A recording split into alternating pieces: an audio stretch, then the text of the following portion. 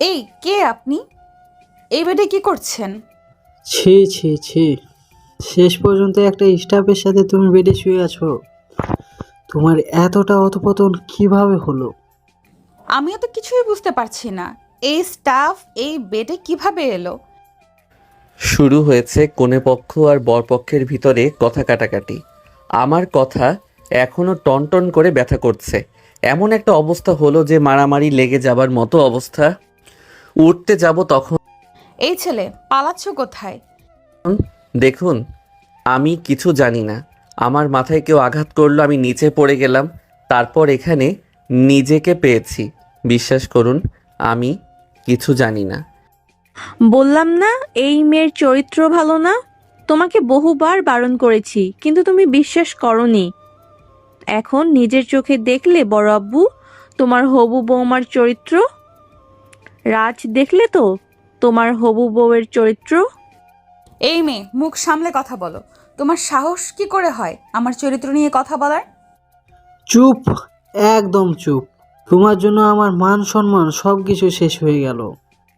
বিশ্বাস করো পাপা, আমি জানি না কি থেকে কি হয়েছে। আমি জানি না এই ছেলে কিভাবে এই বেডে এলো। এই কাজীকে এখানে ডেকে নিয়ে আসো। আমি এই গরিব ভিখারি রাস্তার কীটের সাথে ওর বিয়ে দিব। আমার সম্মান নষ্ট করার এটাই তার শাস্তি। এই বিয়ে? না, আমি বিয়ে করতে পারবো না। প্রাণে বেঁচে থাকতে চাইলে এখানেই এখন বসে থাক, ভিখারির বাচ্চা। এ কোন মুসিবতে পড়লাম! আঙ্কেলকে দেখে বললাম, আঙ্কেল, আমি এখানে কিভাবে এলাম আমি নিজেও জানি না। আমি এই রুমের সামনে আসতেই আমার মাথায় কেউ আঘাত করলো। তারপর নিজেকে এখানে পেলাম। সিসিটিভি ফুটেজ চেক করলাম, এই ছেলে সত্যি বলছে। মাহফুজ সাহেবের কেউ একজন তার মাথায় আঘাত করে রুমের ভিতর নিয়ে আসে। এখন কিছু করার নেই, সম্মান বাঁচাতে এই ছেলের সাথেই বিয়ে দেওয়া লাগবে। এখন কিছু করার নেই, সম্মান বাঁচাতে এই ছেলের সাথেই বিয়ে দেওয়া লাগবে। এটা জানাজানি হয়ে গেছে। আপনার পক্ষ থেকে দুইজন সাক্ষী নিয়ে আসেন। স্যার, একটু ভেবে দেখুন, এমন বিয়ে দেয়া কি ঠিক হবে? আপনাকে যা বলছি তাই করুন, না হলে আপনার রিসোর্ট বন্ধ করে দিব। আমি কেমন মানুষ আমাকে আপনি ভালো করেই চিনেন। জি স্যার, আমি নিয়ে আসছি। মেয়েটার দিকে তাকিয়ে দেখি কেমন যেন চুপচাপ আছে। ঘটনা কি বুঝলাম না। একটু পরে দুইজন সাক্ষী এবং কাজী এলো। কাজী বিয়ে পড়াতে মেয়েটা কবুল করে নিল। বিষয়টা কেমন হলো আমাকে বলতে বলল, তখন চুপ করে গেলাম। এই ছেলে কবুল বলতে পারো না? জি জি, ধমক শুনে কবুল বলে দিলাম। কপালের নাম গোপাল। ভাগ্যের কি কি অপেক্ষা করছে জানি না। আল্লাহ যা করেন অবশ্যই ভালোর জন্য করেন। সবাই রুম থেকে বেরিয়ে চলে গেল। পকেট থেকে ফোন বের করে দেখি রাত 11টা বাজে। আপনারা কিছু বুঝতে পারছেন না তাই তো? আসুন ফ্ল্যাশব্যাক থেকে ঘুরে আসি। আমি আকাশ আহমেদ নীল, মা বাবার একমাত্র সন্তান। মা বাবার সম্পর্কে কি আর বলবো, দুজনেই চাকুরিজীবী। এইবার অনার্স দ্বিতীয় বর্ষে। ক্রাশ বলতে একটা মেয়ে আছে, দেখতে অনেক সুন্দর। তার সামনে যাবার সাহস হয় না, কথা বলা তো দূরের কথা। কলেজের মাঠে চুপচাপ বসে আছি, তখন বন্ধুরা একে একে এসে পাশে বসলো। ওদের সাথে কথা বলছি, তখন পিয়ন এসে বলল প্রিন্সিপাল নাকি ডাকছে। তাই উঠে প্রিন্সিপালের রুমে পারমিশন নিয়ে ঢুকলাম। জি স্যার, বলুন।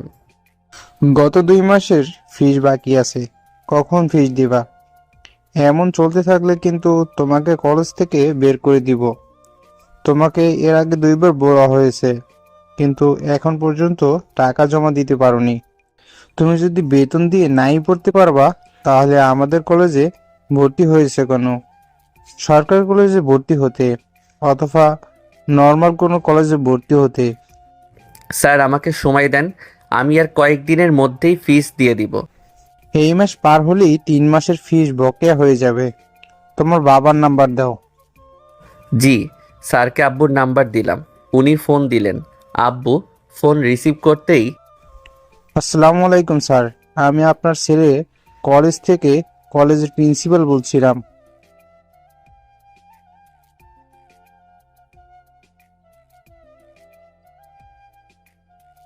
মনে হয় আব্বু ফোন কেটে দিয়েছে, কারণ স্যার আমার দিকে তাকিয়ে আছে।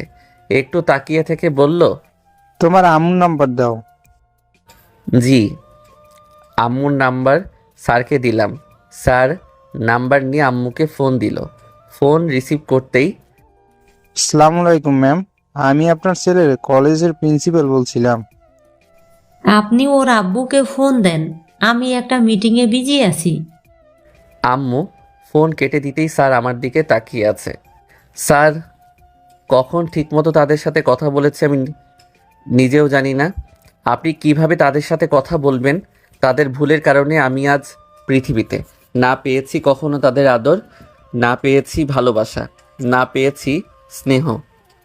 এতদিন আমার দাদু ছিল, উনি দেখাশোনা করেছে এবং আমার খরচ দিয়েছে।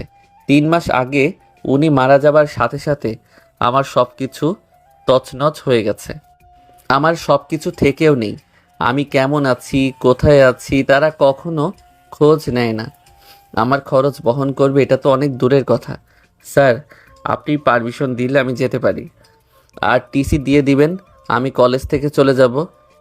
তুমি যাও, তোমার বিষয়টা আমি পরে দেখছি। জি। প্রিন্সিপালের রুমে থেকে বেরিয়ে এসে এক জায়গায় বসলাম। মনটা বড্ড বেশি খারাপ। কি করব বুঝতে পারছি না। এই কলেজ থেকেও বেরিয়ে যেতে হবে জানি, বেতন দিতে না পারলে তো আর রাখবে না। চোখ দুটো ঝাপসা হয়ে গেছে, কাঁধে কেউ হাত রাখলো। তাড়াতাড়ি চোখ মুছে পিছনে মাথা ঘোরাতেই ভয় পেয়ে সরতে গিয়ে নিচে পড়ে গেছি। কি হয়েছে, এমন ভয় পাচ্ছেন কেন? না কিছু না। উঠে ঠিকঠাক হয়ে বসে বললাম, জি কিছু কি বলবেন? এখানে বসে থাকতে দেখে এলাম। এখানে আমরা বন্ধুরা বসে থাকি, জানেন না? সরি, আমি জানতাম না। জানলে কখনোই বসতাম না। সে ঠিক আছে, কিন্তু এমনভাবে ভয় পাচ্ছেন কেন? আমাকে দেখে ভূত মনে হচ্ছে? না বাঘ, না সিংহ? কোনোটাই না। আচ্ছা সরি। উঠে আসতে যাব তখন আমার গেঞ্জি টেনে ধরেছে। আমি কি কিছু করেছি? এমনভাবে ধরেছেন কেন? আগে জবাব দেন, তারপর এখান থেকে যান, না হলে এখান থেকে যেতে পারবেন না। মেয়ে মানুষ দেখে ভয় পাই, তাই আপনাকে দেখে এমন ভয় পেয়েছিলাম। আমার কথা শুনে মেয়েটা হাসতে লাগলো। কেন?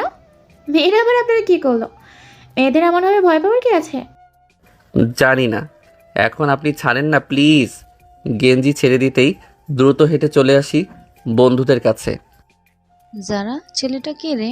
কার সাথে কথা বলছিলি? আমি চিনি না, দেখলাম এখানে এসে বসলো, কাঁধে হাত রাখতেই ভয় পেয়ে পড়ে গেল। জিজ্ঞেস করলাম কেন এমন করলো, ও বলছে আমাকে ভয় পেয়ে এমনভাবে পড়েছে। মেয়েদের নাকি ভয় পায়, কি একটা অবস্থা! ও, ছেলেটা দেখতে শুনতে ভালোই আছে। তা আছে কিছুটা, তুই যতটা বুঝিস ততটা নেই। ওই ছেলের থেকে আমাদের কলেজের অনেক সুন্দর সুন্দর ছেলে আছে, যাদের প্রথম দেখাতেই ভালো লেগে যায়। তা ঠিক বলেছিস।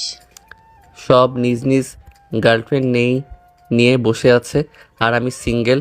ওদের কাণ্ড কারখানা দেখছি। কিরে ভাই, একা বসে বসে কি করছিস? ওদের সব প্রেম দেখছি। তোর গার্লফ্রেন্ড কোথায় আছে? তুই দেরি করে কলেজে আসলি যে? এসেছিল, বাসায় চলে গেল। তোর কি অবস্থা? এদিকে কোথায় গেছিলি? একটু প্রিন্সিপাল স্যারের রুমে গেছিলাম। কবে যে পড়াশোনা শেষ করে একটা চাকরি পাবো, কবে যে লাইফটা সুন্দর হবে আল্লাহ ভালো জানেন। চাকরি পাবি কি পাবি না তার গ্যারান্টি আছে? বর্তমান সময় চাকরি পাওয়া বড় মুশকিল ভাই। চাকরির মূল্য অনেক। দুজনে কথা বলতে বলতে ক্লাসের সময় হতেই ক্লাসে চলে এলাম। টিফিন পিরিয়ডে বসে আছি, তখন পিয়ন এসে বলল প্রিন্সিপাল স্যার ডেকেছে, তাই আবারও এলাম। কলেজ থেকে বেরিয়ে যেতে হবে, বেশ ভালোভাবেই অনুভব করতে পারছি। জি স্যার বলেন। তুমি অনেক ভালো স্টুডেন্ট, কিন্তু আমাদের কলেজ চলে বেতন ভিত্তিক, সেটা জানো তো? মনে মনে বললাম, ঘুরিয়ে ফিরিয়ে না বলে সোজাসুজি বলে দিলেই হয়, কলেজ থেকে বেরিয়ে যেতে হবে। জি স্যার বলেন। তোমাকে কলেজ থেকে চলে যেতে হতো, কিন্তু আমাদের কলেজ ফান্ড থেকে তোমার খরচ বহন করব। তোমার কলেজের সমস্ত খরচ বহন করবে কলেজ। তোমার মতো ভালো স্টুডেন্ট এই কলেজে হাতছাড়া করতে চায় না। তোমার মতো ছাত্র থাকলে আমাদের এবং আমাদের কলেজের নাম উজ্জ্বল হবে। খুশির ঠেলায় চোখের কোণে পানি চলে এসেছে। আমি তো ভাবছিলাম আমার আর পড়াশোনা করা হবে না। আপনাদের ধন্যবাদ স্যার। সবার জন্য এমন করা হয় না, আর আমাদের কলেজ তো গরিব ছেলেমেয়েদের পড়াশুনো করে না, সেটা জানো। এই প্রথম তোমার জন্য আমাদের কলেজ এমন করেছে। মেইন কথা, তোমার মতো ছাত্র হাতছাড়া করতে চাই না। জি স্যার, আমি আমার পুরোটা দিয়ে চেষ্টা করব যেন ভালো কিছু করতে পারি। তোমার উপর আমাদের বিশ্বাস আছে। আচ্ছা, এখন তুমি যেতে পারো। জি স্যার। খুশির ঠেলায় নাচতে নাচতে বেরিয়ে এলাম। এসে এক জায়গায় বসে আছি আর সব কিছু ভাবছি। আল্লাহ কেন যে জমিনে পাঠিয়েছে উনি ভালো জানেন। শুধু কষ্ট আর কষ্ট, যেদিকে তাকাই সেদিকেই কষ্ট। একটু বসে থেকে আবারও ক্লাস শেষ করে বাসায় কোথাও কিছু একটা করতে পারলে ভালো হতো। কোচিং বা প্রাইভেট পড়াতে পারলে বেশি ভালো হতো। তাহলে তাহলে হাতে কিছু অন্তত থাকতো। টাকা পয়সা কিছু নেই। তাদের ফোন দিলেও রিসিভ করে না। একবার ফোন দিব, দেখি কি বলছে। আব্বুকে ফোন দিলাম, কয়েকবার রিং হবার পর রিসিভ করলো। আসসালামু আলাইকুম আব্বু। ওয়ালাইকুম আসসালাম। কি হয়েছে, ফোন দিচ্ছ কেন? এমন কথা শুনে আর কিছু বলার সাহস হলো না। না, কিছু না। এমন মেয়েদের মতো নেকামো না করে বলো, কি হয়েছে? সকালে প্রিন্সিপাল স্যারে ফোন দিয়েছিল কেন? কলেজের বেতন বকেয়া ছিল, তাই ফোন দিয়েছিল। তোমার আর কিছু বলার আছে? কিছু টাকা লাগতো, যদি টাকা দিতেন। কেন, তুমি ইনকাম করতে পারো না? তুমি তোমার খরচ চালাতে পারো না? জি, আমি কাজ খুঁজছি, কিন্তু আমি তোমার নাম্বারে 10,000 টাকা পাঠিয়ে দিয়েছি। পাঠিয়ে দিচ্ছি, আর ফোন দিবা না। এইবারের মতো 10,000 টাকা দিলাম। তুমি তোমার রাস্তা খুঁজে নাও। আমার একটা সংসার আছে, আমাকে আমার দিকে থাকতে দাও। জি। আব্বু ফোন কেটে দিল। এটা দিয়ে আমাকে কিছু একটা শুরু করতে হবে। কোনো কাজ বা কোনো ব্যবসা শুরু করতে হবে। আচ্ছা, আম্মুকে ফোন দিব, দেখি সে কি বলে। আজকে না হয় নির্লজ্জ হয়ে গেলাম। উফস, আমি তো নির্লজ্জ। আম্মুকে ফোন দিলাম, প্রথমবার রিসিভ করলো না, দ্বিতীয়বার রিসিভ করলো। কি হয়েছে, ফোন দিয়েছো কেন? আর সকালে প্রিন্সিপাল ফোন দিয়েছিল কেন?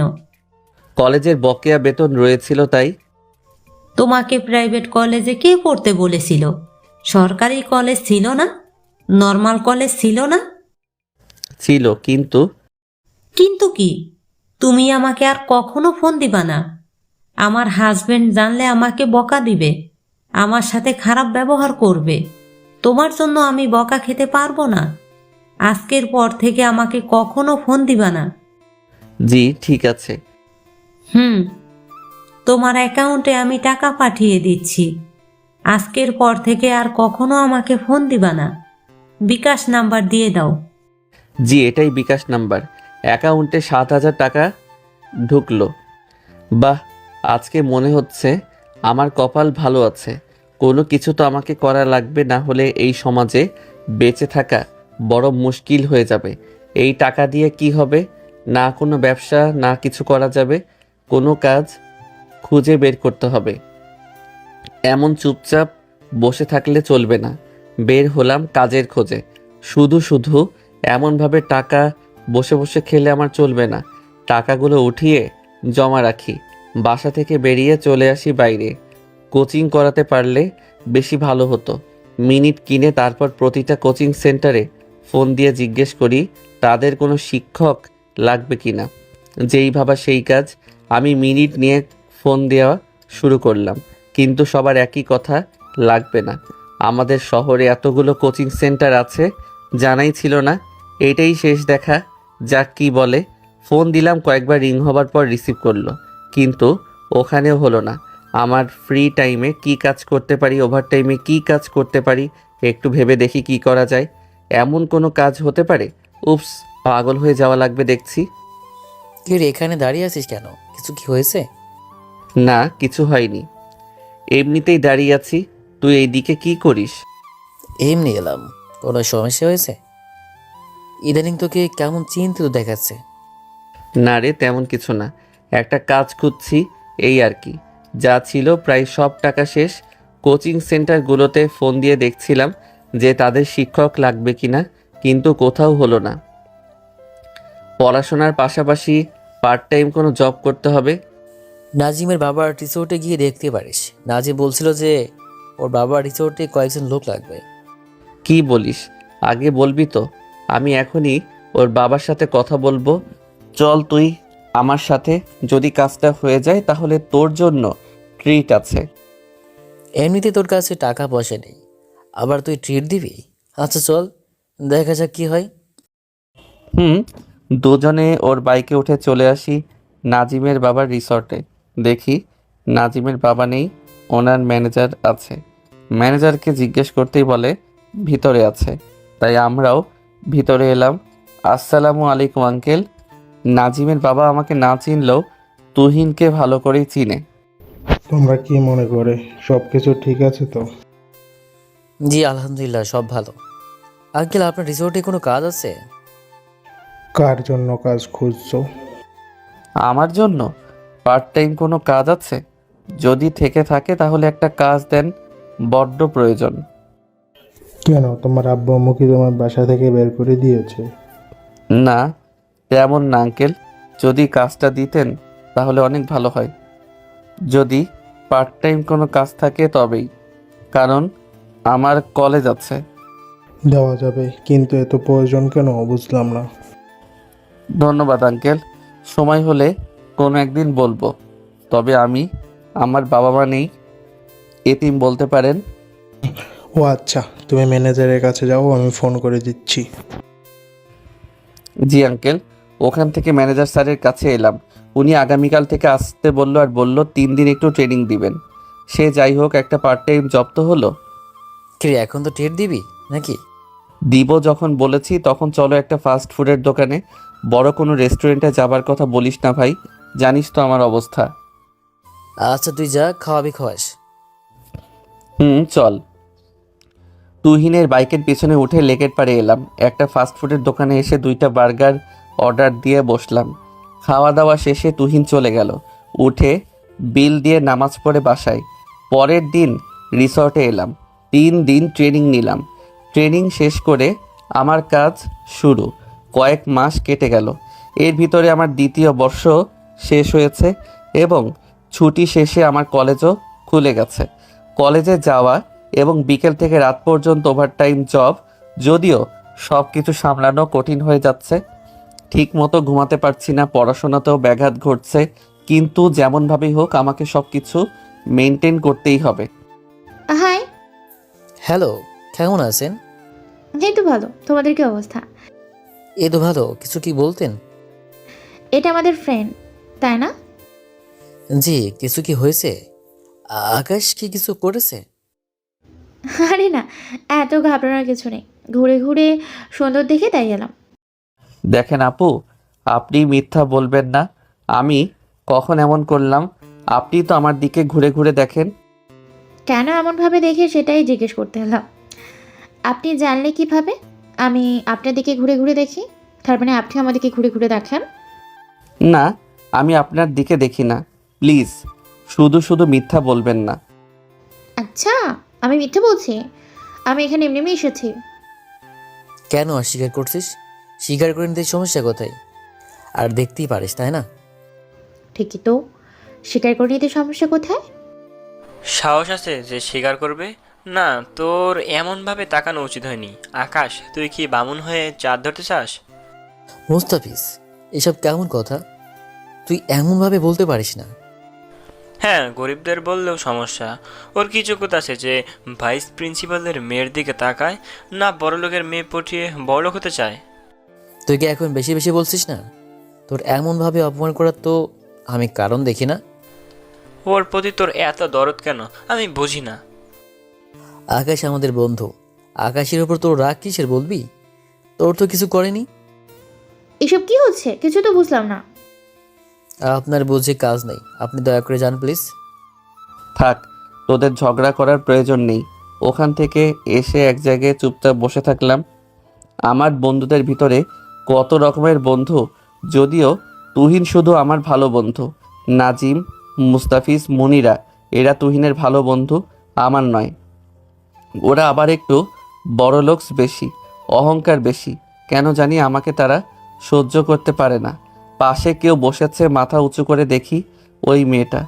আমাকে এমনভাবে নিচু দেখানোর কি এতটাই প্রয়োজন ছিল? আমি বুঝতে পারিনি এমন কিছু হবে। ওনারা সবাই আপনার বন্ধু না? সবাই না, কয়েকজন শুধু নামে। আমি তো আপনার কিছু করিনি, তাহলে এমনভাবে অপমান করালেন কেন? আমি আপনাকে কিছু বলতাম, আপনি প্রতিশোধ নিতেন, কিছু মনে হতো না। কিন্তু আপনি কাজটা মোটেও ঠিক করেননি। খোদার কসম, আমি জানতাম না এমন কিছু হবে। প্লিজ আপনি আমাকে মাফ করেন। মেনে নিলাম যে না বুঝে এমন করেছেন। ঠিক আছে, আমি কিছু মনে করলাম না। এবার আপনি ওঠেন আর আমাকে একা থাকতে দেন। মন খারাপ, তার জন্য সরি। সিরিয়াসলি আমি বুঝিনি। ইটস ওকে, আপনি আমাকে একটু একা থাকতে দিলেই হবে। দয়া করে যদি একটু যান তাহলে ভালো হয়। ওকে, এত অনুরোধ করতে হবে না। মেয়েটা উঠে চলে গেল। উনি আবার হঠাৎ করেই কেন বাঁশ দিতে এলো জানি না। এমনিতে চারদিক থেকে বাঁশ খাচ্ছি, আবার এটা কোথা থেকে বাঁশ নিয়ে হাজির। একটু বসে থেকে ক্লাসে, ক্লাস থেকে বাসায়, বাসা থেকে রিসর্টে। ও বাবা, আজকেও দেখি বিয়ের ইভেন্ট আছে। ও, এখন তো আবার বিয়ের মৌসুম শুরু হয়েছে। আজকে আবার অনেক রাত হয়ে যাবে বাসায় ফিরতে। এই সব ভেবে কাজ নেই। এই আকাশ, শোনো। জি আঙ্কেল, বলেন। আজকে যেন কোনো কমপ্লেন না শুনি। আজকে বড় একজন বিজনেসম্যানের মেয়ের বিয়ে, দুজনই বড় বিজনেসম্যান। কোনো প্রকার কমপ্লেন না আসে, না হলে আমার মান-ইজ্জত থাকবে না। জি, বুঝতে পারছি। আঙ্কেল চলে গেল। বুঝলাম না আমাকে এইসব কেন বলল। আমি আবার কখন কি করেছি ভাই? আমি কি সবার চোখের বিষ নাকি? বেশ সুন্দর আয়োজন চলছে, আমি আমার ডিউটি করছি। লোকজন আসা শুরু করেছে। সবার গাড়ি গেট আপ দেখে বোঝা যাচ্ছে যে সবাই বড়লোক আছে।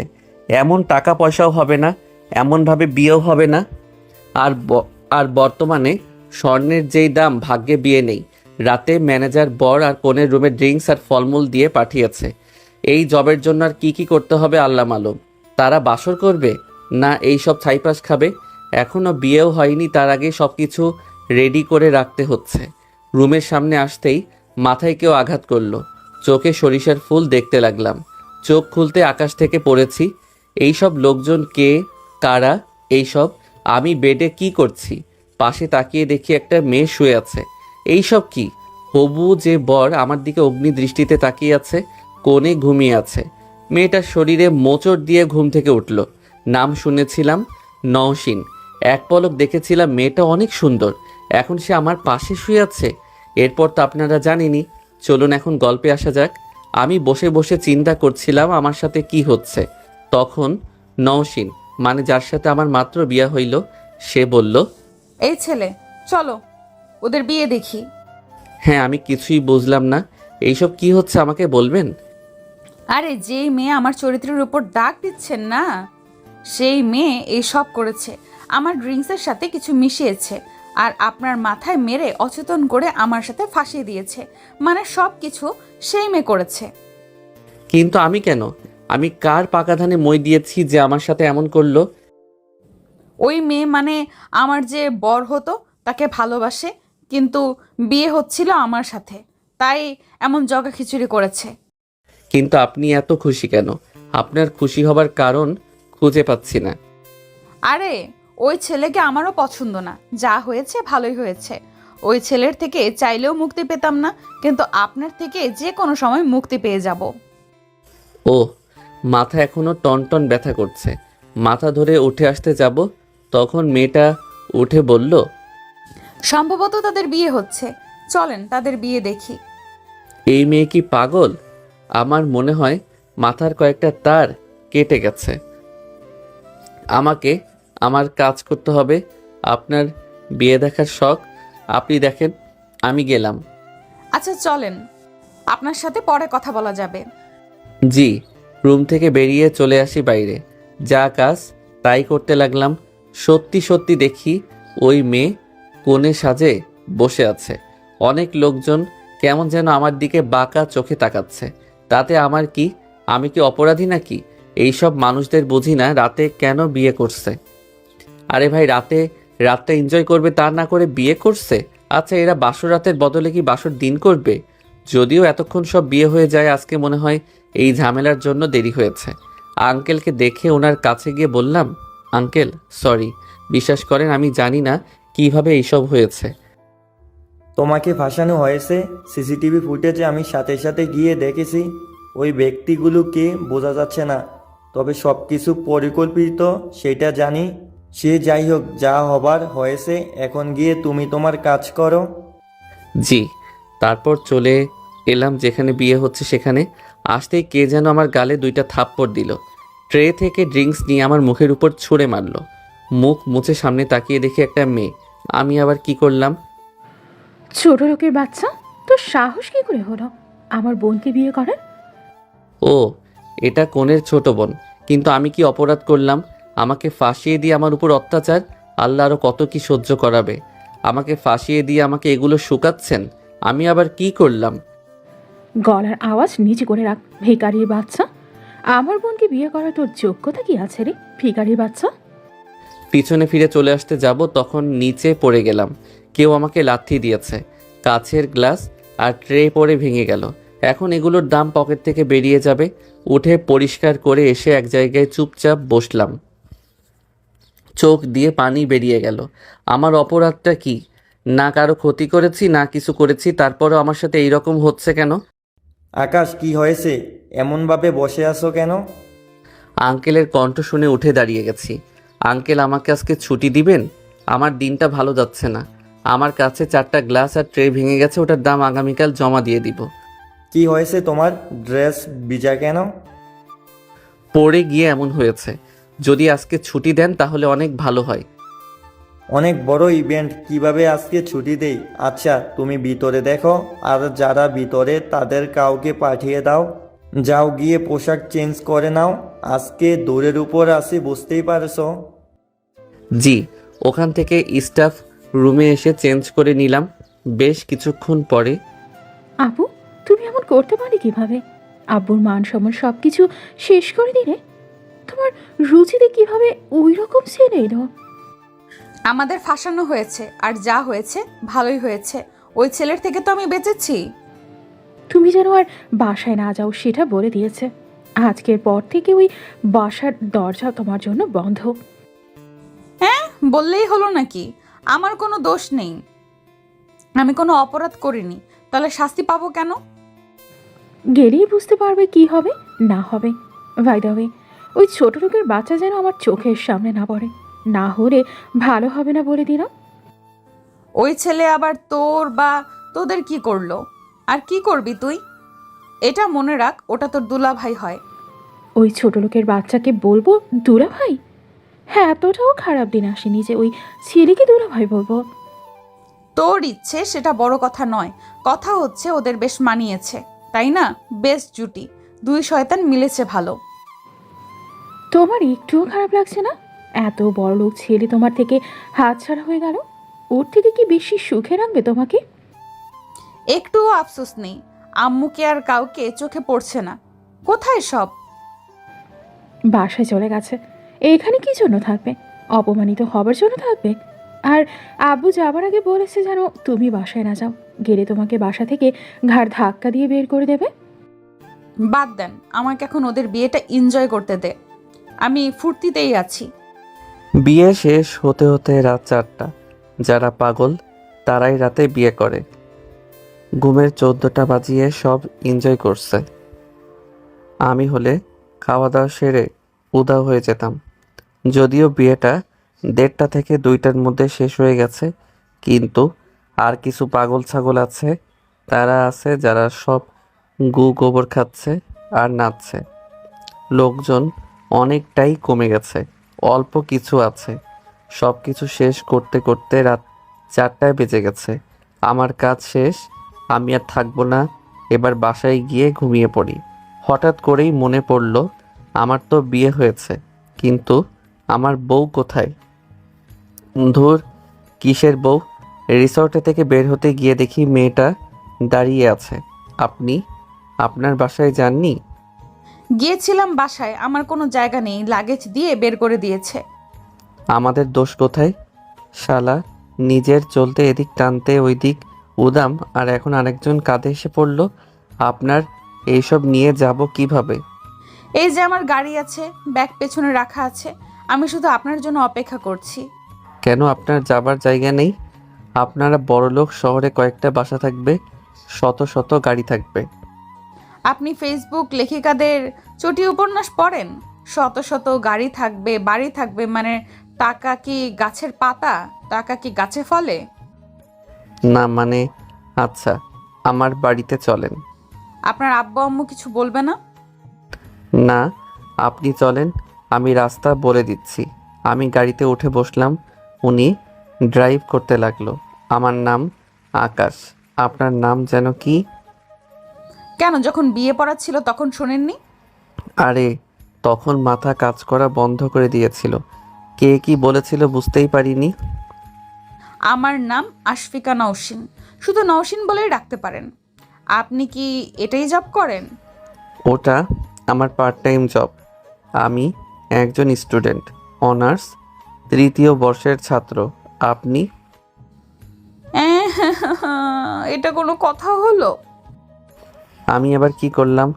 আর আপনি এমনভাবে কান্নাকাটি জুড়লেন কেন? আচ্ছা আপনি কোথায় পড়াশোনা করেন? কান্না করব না মানে? আপনি আমার থেকে ছোট। আল্লাহ ভাগ্যে শেষ পর্যন্ত এই ছেলে ছিল। হ্যাঁ, আপনি আমার সিনিয়র। ভাগ্য খারাপ থাকলে যা হয়। মনে মনে বললাম, ভাগ্য ভালো আবার কখন ছিল? সব দিক দিয়েই তো ফুটো। আমি একজন ডাক্তার। যাক, আল্লাহ বাঁচিয়েছেন। তাহলে আপনার খরচ আপনি চালাতে পারবেন? এমন কথা বলছেন কেন? না মানে, আমি আমার খরচ চালাতে হিমশিম খেয়ে যাই, তার উপর আপনার খরচ কিভাবে বহন করতাম বলেন? ও, বাসায় কে কে আছে? জি, শুধু আমি। না বাবা আছে না মা আছে। আমার দাদা ছিল, এই 1.5 বছর আগে মারা যায়। So sad. আপনার আব্বু আম্মু কবে থেকে নেই? আরে মারা যায়নি, বেঁচে আছে, তবে আমার কাছে তারা মারা যাবার মতোই, আর তাদের কাছে আমিও মারা যাবার মতো। মানে তারা দুজনে তাদের নিজ নিজ সংসার নিয়ে আছে। তাদের যখন ডিভোর্স হয় তখন আমার দায়িত্ব নিয়ে মারামারি করলেও পরে আর কেউ খোঁজ খবর নেয়নি। আদালত তাদের আমাকে ভাগ করে দেয়, কিন্তু তাদের যখন বর এবং বউ হলো তখন আমাকে সহ্য করতে পারতো না, তাই দাদা আমার দেখাশোনা করতে শুরু করে। তারও বয়স হয়েছিল, মারাও গেল, তারপর থেকে আমি একা। অনেক কিছুই আছে, জানতে ইচ্ছুক থাকলে সময়ের সাথে সাথে অনেক কিছুই জানতে পারবেন। কেন জানবো না? অবশ্যই শুনবো, বুঝবো। আর কত দূর? এই তো সামনেই, বাঁক নিয়ে সামনে 2টা বাসা, পরের বাসা। তারপর বাসায় চলে এলাম, গাড়ি থেকে ব্যাগ নামিয়ে বললাম এই সাইডে গাড়ি পার্ক করে দেন। তারপর বাসার ভিতরে চলে আসেন। লাগেজ নিয়ে বাসার সামনে এসে তারা খুলে ভিতরে এলাম। গাড়ি সাইড করে ঢেকে নওশিন বাসার ভিতরে এলো। বাসা তো বেশ ভালোই আছে। আমি ভাবলাম না জানি কেমন। জি, আমার বাবা, আমার চাচারা থাকতো, কিন্তু সবাই এখন আলাদা আলাদা হয়ে গেছে। দাদা মৃত্যুর আগে এই বাসা আমার নামে করে দিয়ে গেছে, তাই এই বাসা নিয়ে কেউ ঝামেলা করার সাহস পায়নি। না হলে হয়তো এই বাসা থাকতো না। আমার কাছে শুধু এই বাসাটাই আছে, এর বাইরে আমার কাছে কিছু নেই। বুঝলাম, ঘুমাবো কোথায়? একটু অপেক্ষা করুন, আমি বিছানা ঠিক করে দিচ্ছি। শুধু সব কিছু বের করে বিছানায় পারতে হবে। একসাথে ঘুমাতে সমস্যা কোথায়? এমন নয় যে আমি আপনার জন্য হারাম। না মানে, আমি তো আপনার বউ, তাই না? দেখেন, আমার মনে হয় এখন কথা না বলে ঘুমিয়ে পড়েন। আপনার সাথে কথা হবে, গল্প হবে, ভাব আদান প্রদান হবে। আপাতত আমিও ক্লান্ত, আপনি অনেক ক্লান্ত। আর আপনি যদি গোসল দেন তাহলে ওই যে ওয়াশরুম। আচ্ছা ঠিক আছে, আমি ফ্রেশ হয়ে ঘুমাবো। শরীর অনেক ক্লান্ত, পরিশ্রান্ত, অবসাদগ্রস্ত। বিরাম। আমারও। আসেন আমার সাথে। আমি রুমে এলাম, পিছনে পিছনে নওশিন এলো। আমি পোশাক নিয়ে বেরিয়ে এলাম। ভাবলাম গোসল করব না, আগে ওনাকে বলি, দিয়ে বিছানা ঠিক করি, তাই আবার রুমে আসতে যাব। তখন বললাম আসতে পারি? জি আসুন, পারমিশন নেওয়া লাগবে না, রুমের ভেতরে পারমিশন ছাড়াই ঢুকতে পারেন। কিন্তু যদি গোসল করতে চান তাহলে চান। আমি ততক্ষণে অন্য রুমে গিয়ে রুম ঠিক করি। নওশিন চলে গেল। আমি অন্য রুমে এসে পরিষ্কার করে ওয়ার্ড্রোব থেকে সব কিছু বের করে বিছানা করে দিলাম। তারপর আমার রুমে গিয়ে বিছানায় নওশিনের জন্য অপেক্ষা করতে লাগলাম। দেখি 5টা বাজতে গেল আর চারপাশে আজান দেওয়া শুরু করেছে।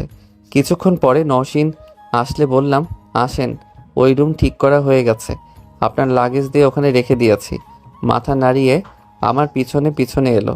এখন ঘুমিয়ে পড়েন, আমি নামাজ পড়ে ঘুমাবো। আচ্ছা ঠিক আছে, গুড নাইট। জি। ওই রুম থেকে বেরিয়ে গোসল এবং অজু করে এসে রুমেই নামাজ পড়ে শুয়ে গেলাম, কারণ চোখকে আর ধরে রাখতে পারছি না। বিছানায় শুতে শুতেই ঘুমিয়ে গেছি। ঘুম থেকে উঠে দেখি 11টা বাজে। রুম থেকে বেরিয়ে আসতে দেখি নওশিন ডাইনিং টেবিলে বসে আছে। কখন ঘুম থেকে উঠেছেন? আচ্ছা এই তো 10-15 মিনিট হবে। অনেক খিদে পেয়েছে, কি খাবো? রান্না কে করে?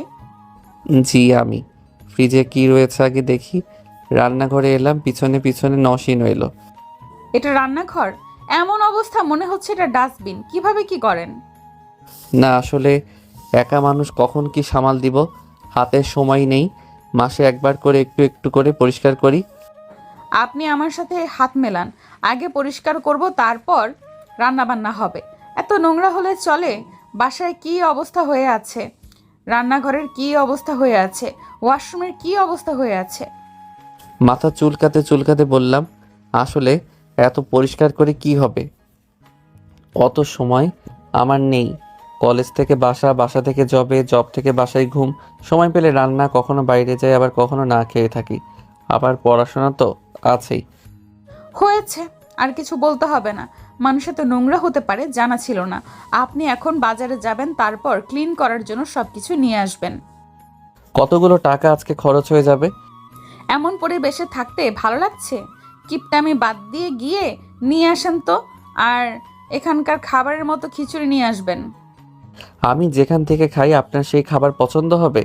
আপনারা বড় বড় রেস্টুরেন্টের খাবার খান, অনেক দামি দামি খাবার খান, নর্মাল কোনো হোটেলের খাবার পছন্দ হবে? এখন এইসব না বলে শিয়ে যাবার জন্য নিয়ে আসেন। অনেক খিদে পেয়েছে। আর আমি লিস্ট করে দিচ্ছি, সমস্ত কিছু নিয়ে আসবেন। আজকে দুজনে বাসা পরিষ্কার করব। একটা পেপার এবং কলম দেন, সব কিছু লিখে দিচ্ছি। জি, একটা পেপার এবং কলম নিয়ে এসে দিলাম। উনি লিখে দিলেন। তারপর লিস্টটা নিয়ে বাসা থেকে বেরিয়ে চলে আসি বাজারে। বাজার থেকে সব কিছু নিয়ে আর খিচুড়ি নিয়ে চলে আসি। ঘড়ির দিকে তাকিয়ে দেখি 12টা বাজে। দুজনে খেয়ে নিয়ে শুরু করলাম পরিষ্কার করতে। পরিষ্কার করতে করতে 3টা বেজে গেল। এই যে মিস্টার, নোংরা এখন দেখতে কেমন লাগছে? পরিষ্কার পরিচ্ছন্নতা ইমানের অঙ্গ। মাথা নাড়িয়ে হ্যাঁ সম্মতি দিলাম। যান গিয়ে ফ্রেশ হয়ে নেন, তারপর একসাথে রান্না করা যাবে। নওশিন মাথা নাড়িয়ে তার রুমে চলে গেল। তারপর পোশাক নিয়ে ওয়াশরুমে গেল। আমি চাল, মাংস, সবজি বের করে রাখলাম। মাংস ভিজিয়ে রেখে আলু কাটতে শুরু করি। আলু কাটা শেষ করে বেগুন। এদিকে তো ভাতের পানি চুলাই দিয়েছি। বেগুন কাটা শেষ হতে হতে পানি ফুটে গেলে চাল ধুয়ে দিলাম। দেখি নওশিন চলে এসেছে। বাহ, অনেক কিছুই করা শেষ। এখন যান গিয়ে আপনিও গোসল সেরে নেন। এমনভাবে তাকিয়ে আছেন কেন? এই যে হ্যালো। আপনি অনেক সুন্দর, নামের মতোই মিষ্টি। ধন্যবাদ। এখন গিয়ে গোসল সেরে নেন, তারপর একসাথে খেতে বসবো। মাথা নাড়িয়ে চলে এলাম রুমে। রুম থেকে ওয়াশরুমে গোসল করে কাজা নামাজ আদায় করে নিলাম। নামাজ শেষ করে এসে দেখি মাংস কষছে, মশলা কম মনে হচ্ছে। এত মশলা খাওয়া ভালো না। ভাত হয়ে গেছে, এখন সবজি আর মাংস হয়ে গেলেই হয়ে গেল। আজকে খেতে খেতে 4টা বেজে যাবে। আবার ওনার দিকে তাকালাম।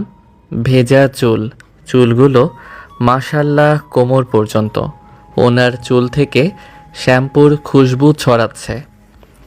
আমার তো সেই তখন থেকে কেমন কেমন লাগছে। রাত থেকে একটা মেয়ে আমার সাথে সাথে আছে, ভাবা যায়? আমার কাছে তো স্বপ্নের মতো মনে হচ্ছে। এমনভাবে তাকিয়ে থাকলে নজর লেগে যাবে। সরি, আপনি এত সুন্দর যে বারবার আপনার দিকে তাকাতে ইচ্ছা করছে। আল্লাহর কসম আমি সত্যিই বলছি। গার্লফ্রেন্ড ছিল বা আছে? না, আমার কোনো গার্লফ্রেন্ড নেই। আমার মতো ছেলের আবার গার্লফ্রেন্ড? না আছে টাকা, না আছে বাইক, তাহলে গার্লফ্রেন্ড কোথা থেকে থাকবে? সেটাই কথা, এই শহরে গার্লফ্রেন্ড রাখতে গেলে এগুলো প্রয়োজন, কিন্তু সব মেয়ে কি এমন চায়? লজ্জায় কারোর সাথে কথা বলতে পারি না, ঠিক মতো কথাই বলতে পারি না, আবার গার্লফ্রেন্ড। মেয়েদের সামনে গেলে হাঁটু কাঁপাকাঁপি শুরু করে দেয়। এখন বউ আছে মশাই। ওই সব বাদ দেন, আমার দ্বারা কোনো মেয়ে প্রভাবিত হবে না, এখনো পর্যন্ত হয়নি, মানে আর হবেও না, আর চাইও না। বাসায় বউ রেখে গার্লফ্রেন্ডের স্বপ্ন দেখা হচ্ছে? জি না, আপনি আমাকে ডিভোর্স দিয়ে দিবেন তাই না? ডিভোর্স দিব কি জন্য? আপনি যে রাতে আমাকে বললেন যে কোনো সময় ছেড়ে দিবেন, আমাকে যে কোনো সময় ছেড়ে দিতে পারবেন, তাই বিয়েতে রাজি হয়েছেন। গতকাল বলেছিলাম, কিন্তু আজকের পর থেকে বৃদ্ধ হতে চাইবো। আপনাকে আমার পছন্দ হয়েছে, আপনি যদি পারমিশন দেন তাহলে আপনার কাছে থেকে যেতে পারি। অনন্তকাল সম্ভব না, পৃথিবীর শেষ সময় পর্যন্ত বেঁচে থাকবো না, তাই অনন্তকাল পর্যন্ত সম্ভব না, তবে যতটা সময় বেঁচে থাকবো ততটা সময় আপনার পাশেই থাকতে চাই। সবাই তো ছেড়ে গেছে, আপনি কিভাবে আমার কাছে থাকবেন? আমার সাথে থাকতে আপনার কষ্ট হবে না? কিভাবে আমার সাথে মানিয়ে নেবেন নিজেকে? পৃথিবীতে কারো জন্য কেউ পারফেক্ট না, মানিয়ে নিতে পারলেই জীবন সুন্দর।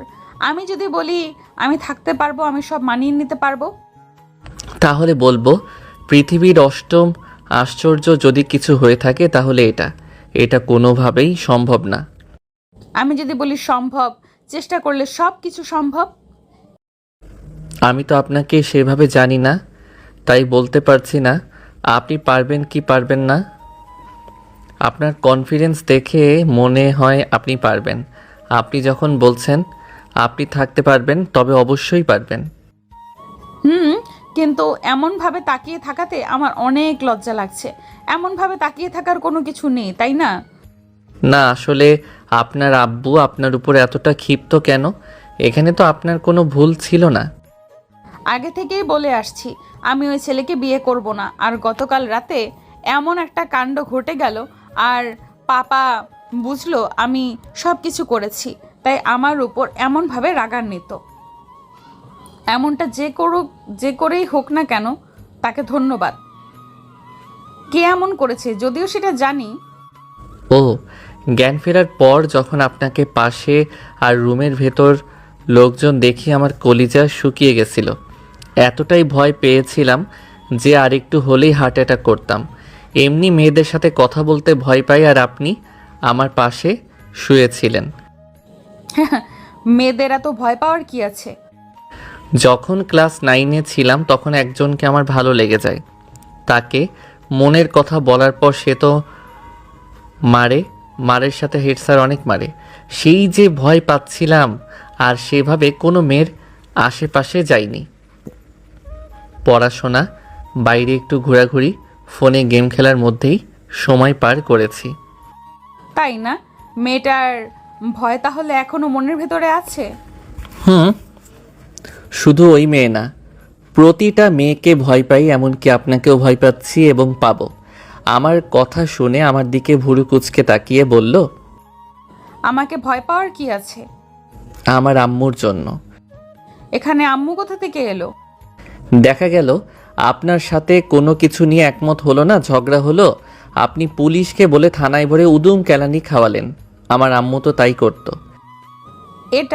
এটা আবার কেমন কথা? তাদের ডিভোর্সের কারণ কি? একে অপরের প্রতি অভিযোগ। তারা কিন্তু রিলেশন করেই বিয়ে করেছিলেন। দুজনে জব করত, একে অপরকে অভিযোগ করত, বিভিন্ন দোষারোপ করত। এক কথা থেকে দুই কথা, তারপর হাতাহাতি, এরপর জেলে দেওয়া, তারপর ডিভোর্স।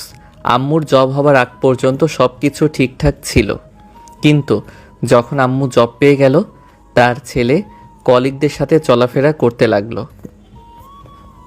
বাসা থেকে দেরি করে আসতে শুরু করলো, আমাকে অযত্নে রাখা শুরু করলো, সংসার দেখাশোনা করা বন্ধ করে দিল, তখনই ঝামেলাটা শুরু হয়েছিল। এই সমস্ত হবার কারণ ওই জব। সত্যি বলতে চাকরিজীবী মেয়েদের আমি ঘৃণা করি। আমাকে তাহলে আপনি ঘৃণা করছেন বা করবেন? ঘৃণা করব এবং ভয় পাবো। যদিও আমার হারানোর কিছু নেই, আপনি যা কিছু করতে পারবেন। বুঝতে পারছি এই সব কিছু আপনার স্মৃতিতে অনেক বড় আঘাত করেছে। আশা করি ভুল ভ্রান্তি ভেঙে যাবে, আর এমন কিছু ভাবাই স্বাভাবিক। I agree. তবে যা হয়েছে সেটা ভালো হয়নি। আপনার সাথে অনেক খারাপ হয়েছে। আপনার দায়িত্ব কে নিয়েছিল? প্রথমে দুজনেই নিয়েছিল, আমাকে কেউ ছাড়তে চাচ্ছিল না। আমার প্রতি তাদের ভালোবাসা দেখে আদালত ভাগ করে দেয়, 1 মাস আম্মুর কাছে আর আরেক মাস আব্বুর কাছে। কিন্তু তারা যখন বিয়ে করে নিল তখন আর তাদের কাছে আমার জায়গা হয়নি। আমার দাদা তার কাছে রেখে দিয়ে পালন করতে লাগলো। দাদা একজন সরকারি স্কুলের শিক্ষক ছিল। উনি যা বেতন পেত তা দিয়ে আমাদের হয়ে যেত। তারা কেউ আপনার খরচ দেয় না, আদালত কি সেটা বলে দেয়নি? না, তাদের সাথে কথা বলতে ইচ্ছে করে, থাকতে ইচ্ছে করে, কিন্তু কেউ কথা বলে না। আমার সাথে কথা বলার মতো তাদের কাছে সময় নেই। তাদের সাথে মাসে 1বার বা 2বার কথা হলেও 1 বছর ধরে আর কথা হয়নি। ফোন দিলে রিসিভ করে না, তাই আমিও ফোন দেই না। এই 1 বছর আগে আমার কলেজের ফিস বকেয়া হয়ে গিয়েছিল, ওটার জন্য প্রিন্সিপাল ফোন দেয়। তারপর আব্বু বলে আম্মুর সাথে কথা বলতে, আম্মু বলে আব্বুর সাথে কথা বলতে। এমন দেখে প্রিন্সিপাল স্যার আমার কলেজের ফিস মাফ করে দেয় এবং বলে যে আজকের পর থেকে কলেজের ফান্ড থেকে আমার কলেজের সমস্ত খরচ দিবে। আবার সেদিন ভাগ্য এতটাই ভালো ছিল যে তারা আমাকে 17,000 টাকা দেয়। আম্মু দিয়েছিল 7,000 আর আব্বু দিয়েছিল 10,000। সাথে দুজনেই শর্ত দিয়েছিল যেন আর কখনো তাদের ফোন না দেই। তারপর থেকে আর কখনো কথা হয়নি। অনেক খারাপ অবস্থার মধ্য দিয়ে পার হয়ে এত দূর এসেছেন। অনেক কিছুই ঘটে গেছে জীবনে, একদমই ভালো কিছু হয়নি। খাবার হয়ে গেছে, এখন চলুন খেয়ে নেবেন। হাতের উল্টো পিঠ দিয়ে চোখ মুছে নওশিনের সাথে খাবার নিয়ে ডাইনিং টেবিলে এলাম। দুজনে একসাথে খেতে বসলাম। খাবার মুখে দিয়ে বললাম, এর আগে রান্না করেছেন কখনো? কেন, কোনো কিছু কম হয়েছে কি? না বেশি হয়ে গেছে? ইস রে, লবণ কম হয়ে গেছে। অনেক ঝালও হয়েছে। এত ঝাল মানুষে খায়? অনেক দিন আগে রান্না করেছি, তারপর আর করা হয়নি, তাই এমন হয়ে গেছে। সরি। কষ্ট করে একটু খেয়ে নেন। দেখি লেবু আছে কিনা। উঠে ফ্রিজে গিয়ে দেখলাম লেবু আছে। লেবু নিয়ে রান্নাঘরে এসে কেটে লবণ নিয়ে এলাম। আজকের মতো এমনভাবে চালিয়ে নেওয়া লাগবে। আমি টেস্ট করেও দেখিনি, একটু খেয়ে দেখা উচিত ছিল। নেন, এখনকার মতো খেয়ে নেন। কি আর করবেন, রাতে রান্না হলে তখন ঠিকমতো সব কিছু টেস্ট করে দিব, অথবা আপনি রান্না করলে টেস্ট করে নেবেন। নওশিন মাথা নাড়িয়ে খেতে লাগলো। দুজনে খাওয়া শেষ করে প্লেট পরিষ্কার করে নিলাম। অল্প করেই ভাত রান্না করেছিলাম, যা এখনই শেষ হয়ে গেছে। মাংস সবজি বেশি হয়েছে, সেগুলো ফ্রিজে রেখে দিলাম। বাসার অনেক কিছুই নেই, বিশেষ করে রান্নার আসবাবপত্র। বিকেলে দুজনে মার্কেটে যাব, কেনাকাটা করব। আমার টাকা পয়সা তখন 2,000-এর কাছাকাছি খরচ হয়ে গেছে। শুধু কান্নাকাটি করে। কত টাকা খরচ হয়েছে শুনি? এখন যা যা খরচ হবে আমি দিব। আচ্ছা ঠিক আছে। কি বললেন, আবার বলেন। আচ্ছা ঠিক আছে। শুনতে অনেক ভালো লাগলো। যান গিয়ে বিশ্রাম নেন, আমিও বিশ্রাম নিই। মাথা নাড়িয়ে চলে আসি আমার রুমে। নওশিন তার রুমে চলে গেল। শুতে শুতেই ঘুমিয়ে পড়ি। ঘুম থেকে উঠে দেখি 5:30 বাজে। আবার নামাজ দেরি। ধুর, ঘুমানো উচিত হয়নি। উঠে উজু করে আবার বাসার ভিতরে নামাজ পড়ে নিলাম। নামাজ পড়ে এসে বাইরে আসতেই দেখি নওশিন চেয়ারে বসে আছে। এগুলো চেঞ্জ করেননি কেন? চেয়ারগুলো কেমন ভেঙে ভেঙে আছে। দেখেন আমার কাছে এত টাকা নেই, আর আমি টাকা জমাচ্ছি কোনো ব্যবসা বা কিছু করব তাই। আহারে, আমি বলিনি আমি টাকা দিব। আচ্ছা চলেন মার্কেট থেকে ঘুরে আসি। আর হ্যাঁ, আজকে ছুটি নিয়ে নেন। হ্যাঁ হ্যাঁ, কেন? এমনিতেই এটা পার্ট টাইম কাজ, তার উপর ছুটি। তো ম্যানেজারকে ফোন দেন, তারপর আজকে ছুটির আবদার করেন, দেখবেন ছুটি দিয়ে দিবে। আচ্ছা দেখছি। ম্যানেজারকে ফোন দিলাম কিন্তু ছুটি দিল না, তাই আঙ্কেলকে ফোন দিলাম, উনি ছুটি দিয়ে দিলেন, তাও আবার 2 দিন। চলুন, 2 দিনের ছুটি পেয়ে গেছি। বাহ, বেশ ভালোই তো। এখন চলেন মার্কেটে যাই। আমি কিন্তু জানি না কোথায় কি পাওয়া যায়, আপনাকে নিয়ে যেতে হবে। সুপার শপে যাওয়া যাবে না, দাম বেশি নিয়ে নিবে। আচ্ছা ঠিক আছে। দুজনে ওনার গাড়িতে চলে আসি মার্কেটে। তারপর যা যা প্রয়োজনীয় আসবাবপত্র সব কিছু নিল। এগুলো নিয়ে যাব কিসে? গাড়ির পেছনে ফাঁকা আছে না, গাড়ির মধ্যে নিয়ে নিব। প্রয়োজন আছে অতিরিক্ত ভাড়া দিয়ে নিয়ে যাবার? একদিন আমার সাথে থাকতেই কিপটা হয়ে গেলেন তো। ওই না তো, বেশি কিছু হলে রিক্সা অথবা ভ্যান নিতাম। যেহেতু 2টা সোফার চেয়ার নিব, তখন আপনি ভ্যানে করে নিয়ে আসেন। এইসব ছোটোখাটো জিনিস গাড়িতেই রাখা যাবে। চলেন ফার্নিচারের দোকানে। এত টাকা খরচ করার কি প্রয়োজন? এতদিন আপনার ওই জংলা বাসায় কেউ আসেনি, কিন্তু এখন যদি আসে তখন কোথায় বসতে দিবেন? ফ্লোরে? আচ্ছা চলুন তাহলে। তারপর ফার্নিচারের দোকানে এসে 2টা সোফা আর চেয়ার নিলাম। নওশিন চলে গেল বাসায়। আমি ভ্যানে করে সব নিয়ে এলাম, নামিয়ে ভ্যানওয়ালাকে টাকা দিতেই চলে যাই। পুরনোগুলো একটা রুমে রেখে দুজনে সব কিছু ঠিকঠাক করলাম। এই যে মশাই, এখন কেমন লাগে বাসাটা? বাসাটা সুন্দরভাবে পেইন্ট করলে আরও সুন্দর লাগবে। ধীরে ধীরে ডাক্তার, এত তাড়াহুড়ো করার কোনো প্রয়োজন নেই। রোগী যখন বলে ডাক্তার এমন ওষুধ দেন যেন তাড়াতাড়ি সেরে যায়, কিন্তু আপনারা কি বলেন ধীরে ধীরে সুস্থ হয়ে উঠুন। তাড়াহুড়ো করা ভালো না। তা ঠিক আছে মশাই, যদি রোগীর অবস্থা খারাপ হয়ে যায় তখন কিন্তু আবার অপারেশনও করি, তাই না? বাসার অবস্থা ঠিক ওই রোগীর মতোই, রঙগুলো চটে গেছে, একদমই অবস্থা খারাপ, পেইন্ট করতে হবে। এখন এই সব কিছু করার প্রয়োজন নেই। বাসায় রং করতে গেলে অনেক ঝামেলা, অনেক কিছু টানাটানি করা লাগবে, যা আমার সময় নেই আর আপনারও নেই। তাই আপাতত এটা স্কিপ করুন। যখন মনে হবে আমার কাছে সময় আছে তখন করব। আমার কথা শুনে মাথা নাড়ালো। বসুন, চা বানিয়ে নিয়ে আসি। নওশিন চলে গেল। আমি নতুন সোফায় বসে ফোন টিপতে লাগলাম। একটু পরে চা বানিয়ে নিয়ে এলো আর আমার দিকে একটা এগিয়ে দিল। আজকে সময়টা কিভাবে গেল বুঝতেই পারলাম না।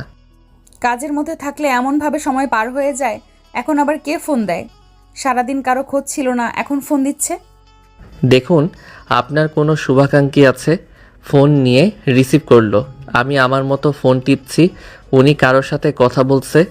কথা শুনে এটা বোঝা যাচ্ছে যে ওনার কোনো বান্ধবী হবে। ফোন রেখে দিয়ে বলল, গতকাল সবাই আমার সাথে কি খারাপ ব্যবহারটাই না করলো, এখন আসছে নাটক করতে। আপনারা কয় ভাই বোন? 3 ভাই বোন, আমি, তারপর আমার ছোট ভাই আর ছোট একটা বোন। আমার ভাই পাপার সাথে বিজনেস সামলাচ্ছে আর ছোট বোন এখনো পড়াশোনা করছে। যদিও ছোট ভাইয়ের পড়াশোনা এখনো শেষ হয়নি। ও, আমার মনে হয় আপনি আমার থেকে 5-6 বছরের বড় হবেন। আরে না, এত বছর হবে না, 3 থেকে 4 হতে পারে। ও, নওশিনের সাথে গল্প গুজব করেই সময় শেষ। রাতে যে যার মতো করে ঘুমিয়ে পড়ি। পরের দিন সকালে উনি গেলেন হাসপাতালে আর আমি এলাম কলেজে। গতকাল আসা হয়নি কেন? কলেজে এসে বন্ধুদের কাছে এলাম। গতকাল বাসায় ফিরতে ফিরতে দেরি হয়ে গেছিল, আবার ঘুম থেকে উঠতে গিয়ে অনেক দেরি, তাই আসিনি। ও, স্যার জিজ্ঞেস করছিল কেন আসোনি। ইনশাল্লাহ খুব সমস্যা না হলে আর মিস যাবে না। ওরা সব কি নিয়ে এত হাসাহাসি করছে? মায়াকে নিয়ে। মায়া কি যেন করেছে সেগুলো নিয়ে হাসাহাসি করছে। ও, আমি কিছু বললে বিশ্বাস করবি? বিশ্বাস করার মতো বললে অবশ্যই বিশ্বাস করব। তুই যদি এমন অদ্ভুত কথা বলি যার কোনো ভিত্তি নেই, তাহলে কিভাবে বিশ্বাস করব? তাও তো একটা কথা।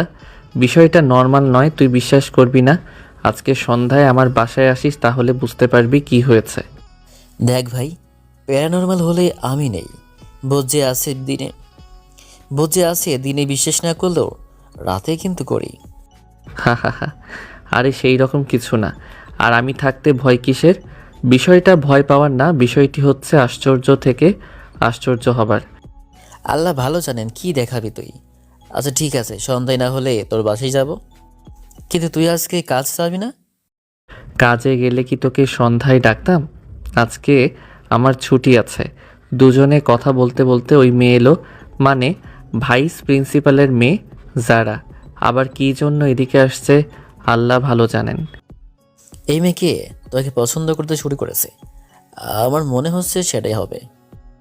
এদিকে ওদিকে দেখার সময় নেই, বাসায় পড়িয়াছে। সত্যি করে বল তো বিষয়টা কি? অপেক্ষা করো। আর নিজের চোখে না দেখলে বিশ্বাস হবে না, তাই তোকে বলে তোর সামনে হাসির পাত্র হবার কোনো ইচ্ছা নেই। তবে এমন কিছু দেখবি কল্পনাও করতে পারবি না। হাই, কেমন আছেন সবাই? আলহামদুলিল্লাহ ভালো। আপনার অবস্থা কি? আমার অবস্থা এই তো মোটামুটি। আপনার বন্ধু কি বোবা? কেমন কথা বলেন না? চোখে কি সমস্যা? কোনো দিকে দেখে না? আলহামদুলিল্লাহ ভালো। আপনার কি অবস্থা? আমার বন্ধু মেয়েদেরই মতো লাজুক স্বভাবের, মেয়েদের দেখলে লজ্জা পায়। কেন? এদিকে লজ্জা পাওয়ার কি আছে? লজ্জা না, ভয় পাই। শুনেন কেন ভয় পাই? যখন আমরা ক্লাস 9-এ তখন একজনকে পছন্দ হয় আর প্রপোজ করে, কিন্তু ওই মেয়ে আমার বন্ধুকে এমন মারে যে মেয়েদেরকে দেখে ভয় পাওয়া শুরু করে। তাহলে এই ব্যাপার। জি, এর জন্য মেয়েদের থেকে 10 হাত দূরে। তখন তো অনেক ছোট ছিল, কিন্তু এখন তো বড় হচ্ছে, তাই না? এখন কি জন্য ভয় পাচ্ছে? এখন টাকা নেই, বাইক নেই, তার জন্য ভয় পাচ্ছে। এগুলো ছাড়া কি প্রেম হয় না? অবশ্য হয় না, এগুলো ছাড়া দুদিনও রিলেশন টিকবে না। আর মেয়েদের ভয় পাওয়ার শুধু একটা কারণ না, আরও অনেক কারণ আছে যেগুলো সবাইকে বলা যাবে না। ওইগুলো ব্যক্তিগত। না না, আপনি যা ভাবছেন সেগুলো না, অন্য দিক থেকে। তাই বলেন? আমি আর কত কিছু ভাবতে শুরু করেছিলাম। আমার বন্ধুকে কি পছন্দ করতে শুরু করেছেন? না আসলে বাসায় পড়িয়াছে, এদিকে ওদিকে দেখার সময় নেই। মানে আমি বুঝতে পারছি না ও কি বলছে। আসার পর থেকে এমন ভুলভাল বলছে। আবার সন্ধ্যায় আমাকে ওর বাসায় ডাকলো। দেখি কি আছে, তারপর আপনাকে না হয় আগামীকাল বলবো। আপনার বাসায় কি কোনো প্যারানর্মাল কিছু ঘটে? দেখুন, এগুলো দেখার আমার অনেক দিনের ইচ্ছা। আগে আমি দেখে আসি কিসের কথা বলছে, আমার মাথাও আসছে না। আগামীকাল এসে না হয় আপনাকে বলবো। গতকাল আসেননি যে? ঘুম থেকে উঠতে উঠতে 11টা বেজে গেছিল। দুপুরে একটা ক্লাস ছিল কিন্তু আসিনি, একটু কাজে ব্যস্ত ছিলাম। আমি ভাবলাম গত পরশু দিনের জন্য হয়তো আসেননি। এটা ভেবে মনে মনে যে কত গিল্টি ফিল করেছি। আরে না, ওইসব কিছু না, এর থেকে বড় বড় কত কিছু ঘটে। আপনি মানুষটা রহস্যকারা, এই রহস্যের কারণ কি? অনেক কিছুই। আমার ক্লাসের সময় হয়ে গেছে, আমি এবার উঠলাম। তারপর উঠে দুজনে ক্লাসে চলে আসি। বিকেলে এই যে শুনেন। বলুন। কিছু মনে না করলে একটা কথা বলবো? জি অবশ্যই বলেন, কিছু মনে করার কি আছে? সন্ধ্যা পরে আমার একটা ফ্রেন্ড আসবে। মুখে বললে বিশ্বাস করবে না, আমার বন্ধু কেন কেউ বিশ্বাস করবে না, তাই তাকে আপনাকে দেখানোর জন্য আমার বাসায় ইনভাইট করেছি। প্রবলেম কোথায়? কোনো কিছু বানানো লাগবে নাকি? না, তেমন কিছু করা লাগবে না, শুধু চা হলেই হবে। শুধু চা দিয়ে মানুষকে কিভাবে আপ্যায়ন করে? তো আর কি করবেন, এত পরিশ্রম করার প্রয়োজন নেই। আমি বাইরে থেকে কিছু নিয়ে আসছি, তাতেই হবে। বাইরের খাবার খাওয়া এত ভালো না, আমি কিছু একটা বানিয়ে দিচ্ছি। এই ডাক্তারকে নিয়ে বড় একটা মুসিবত। আচ্ছা চলুন, আমিও সাহায্য করছি, তাহলে তাড়াতাড়ি হয়ে যাবে। আরে খুব ভারী কাজ না, আমি একাই করতে পারবো। কখন আসবে আপনার বন্ধু? সন্ধ্যা পর আসবে। নওশিন চলে গেল। আমি চুপচাপ বসে ফোন টিপতে থাকি। একটু পরে আজান হতেই গিয়ে নামাজ পড়ে এলাম। নামাজ পড়ে এসে ওর জন্য অপেক্ষা করছি। আসতেই বললাম, বাইক এখানে রেখে দে। ভাই এই গাড়ি কার? তোর তো হতেই পারে না। আরও কি কেউ তোর বাসায় এসেছে? হাহা চল। তুহিন বাইক রেখে আমার সাথে ভিতরে এসে সোফায় বসলো, তারপর চারপাশে তাকিয়ে বলল, একা মানুষ এত সুন্দর করে বাসায় রেখেছিস, আর আমার রুমের অবস্থা দেখলে ডাস্টবিন ছাড়া কিছুই বলবি না। এত কিছু কিভাবে সামাল দিচ্ছিস? আমার একার পক্ষে সম্ভব না। অত সময় কোথায় আমার। নওশিন তার রুম থেকে বেরিয়ে রান্নাঘরে গেল। তুহিন এখনও খেয়াল করেনি আমার সাথে কথা বলে যাচ্ছে। যখন রান্নাঘর থেকে নাস্তা নিয়ে এলো তখন দেখি হা করে চোখ বড় বড় করে তাকিয়ে আছে। ওর থুতনি ধরে মুখ বন্ধ করে দিলাম। দোস্ত, আমি কি স্বপ্ন দেখছি না বাস্তবে দেখছি? স্বপ্ন না, বাস্তবে। সত্যি কি পড়ি? ডানা কোথায়? ডানা যে দেখা যায় না। বন্ধু, তুই পড়ি দেখিয়ে আমার স্বপ্ন পূরণ করে দিলি। মানে এই আপনার ফ্রেন্ড কি ভুলভাল বলছে? আমি তো জানি না। বন্ধু, বাস্তবে ফিরে আয়। উনি পড়ি না, এমনকি জিনও না, রক্ত মাংসের একজন মানুষ। তুহিনকে ধাক্কা দিয়ে ওর ঘোর কাটিয়েছি। শালা সত্যি সত্যি বিশ্বাস করে নিয়েছে যে আমার বাসায় পড়ি আছে। কি একটা অবস্থা। কিন্তু কলেজে যে বললি তোর বাসায় পড়ে আছে। না, আসলে অনেক সুন্দর তো, তাই তোকে পড়ি বলেছিলাম। তা বুঝলাম, কিন্তু এই মেয়েটাকে এর আগে কখনো দেখিনি বলে তো মনে হয় না। কত শয়তান, কি ভুলভাল বলে নিয়ে এসেছে। স্যান্ডউইচ খান, যদিও ঠান্ডা হয়ে গেছে। আকাশ এমনভাবে কলেজে বলছিল যে আমি সত্যি ভেবেছিলাম ওর বাসায় প্যারানর্মাল কিছু ঘটে। এছাড়া সন্ধ্যায় তো আর বাসায় ডাকবে না। দিনের বেলায় ডাকতো, সেখানে আকাশ সন্ধ্যায় ডাকলো। আর আকাশের বাসায় একজন মেয়ে দেখবো কখনো কল্পনা করিনি। আমি তো সত্যি সত্যি ভেবেছিলাম আপনি পড়ি অথবা জিন হবেন। আরে না, আপনার সাথে শয়তানি করেছে। আমি একজন রক্ত মাংসের জলজান্ত মানুষ। আমি নওশিন, একজন ডাক্তার, এবং সব থেকে বড় কথা আপনার বন্ধুর বউ। আমার কথা শুনে তুহিন আমার দিকে বাঁকা চোখে তাকিয়ে আছে। বিশ্বাস করতি না, তাই তোকে ডেকেছি। শোন, গত পরশু কি হয়েছে। তুহিনকে সব কিছু বললাম। সব ভাগ্যের লিখন। আপনি কি আমার বন্ধুকে ছেড়ে যাবেন? এমন প্রশ্ন কেন? আকাশ যদি আপনাকে সব কিছু জানিয়ে থাকে তাহলে আমার এমন প্রশ্ন করাই স্বাভাবিক, তাই না? আপনি এত বড় একটা ফ্যামিলির মেয়ে প্লাস একজন ডাক্তার, আপনি কি আমার বন্ধুর সাথে থাকবেন? আমার তো বিশ্বাস হয় না। আমার কেন কারো বিশ্বাস হবে না। এর জবাব এখন দিব না, তবে একটা না একটা সময় ঠিকই পেয়ে যাবেন। জি, আপনি রান্না পারেন? দেখেন, যেমন পেরেছি বানিয়েছি। অনেক দিন রান্না করা হয় না, তাই হয়তো একটু এইদিকে ওইদিকে হয়ে যাবে। অল্প স্বল্প রান্না পারি। আরে না, সমস্যা হয়নি। কেন মিথ্যা বলেন? একটু লবণ বেশি হয়ে গেছে, মানিয়ে নেন, কিছু করার নেই। জি, এটা কি ট্রিট ছিল বন্ধু, না ট্রিট আছে? এটা কিভাবে ট্রিট হয়? তাও একটা কথা, বেশি কিছু আবদার করবো না, শুধু ওই দোকানটায় 2টা বার্গার খাইয়ে দিবি, তাহলেই হবে। ওইটা ট্রিট হিসেবে নিয়ে নিব। শুধু খাওন আর খাওন। আচ্ছা ঠিক আছে, খাইয়ে দিব। তুহিন আর কিছুক্ষণ থেকে গল্প গুজব করে চলে গেল। তুহিন যেতেই, এমনভাবে কেউ বলে ভয় পেয়ে যাবে না? বলার মতো আর কেউ নেই। একজন ছিল, বলে দিয়েছি। আপনি প্রতিদিন রোগী দেখেন? গাইনের ডাক্তার, সব মেয়ে পেশেন্ট। ওটা বলিনি, শুধু বলেছি যে প্রতিদিন রোগী দেখেন কিনা। সকাল 10টা থেকে বিকেল 5টা পর্যন্ত। এইটা আমার রোগী দেখার সময়। কোনো সমস্যা হয়েছে নাকি? হলে চিকিৎসা দিয়ে দিতে পারি। আরে না, এমনি এমনি জিজ্ঞেস করলাম। শুধু ভুলভাল বুঝেন। আপনার পড়াশোনা নেই? আজকে সময় যেহেতু পেয়েছি একটু পড়ে নেই। অনেক দিন ঠিকমতো পড়াশোনা করা হয় না। এই জন্য ছুটি নিতে বলেছি। আমার করার কিছু দেখছি না। চলেন বাইরে থেকে ঘুরে আসি। আমি থাকতে ভয় কিসের? ভয় পাওয়ার কি আছে? আচ্ছা চলেন। নওশিন সব কিছু রান্নাঘরে রেখে আসে, তারপর একটু সাজগোজ করে বাইরে আসে। রাতে দুজনে ঘোরাঘুরি করে বাসায় এলাম। ডিনার করেই ফিরেছি। রাত অনেক হয়েছে, গিয়ে ঘুমিয়ে পড়েন। নওশিন তার রুমে চলে গেল।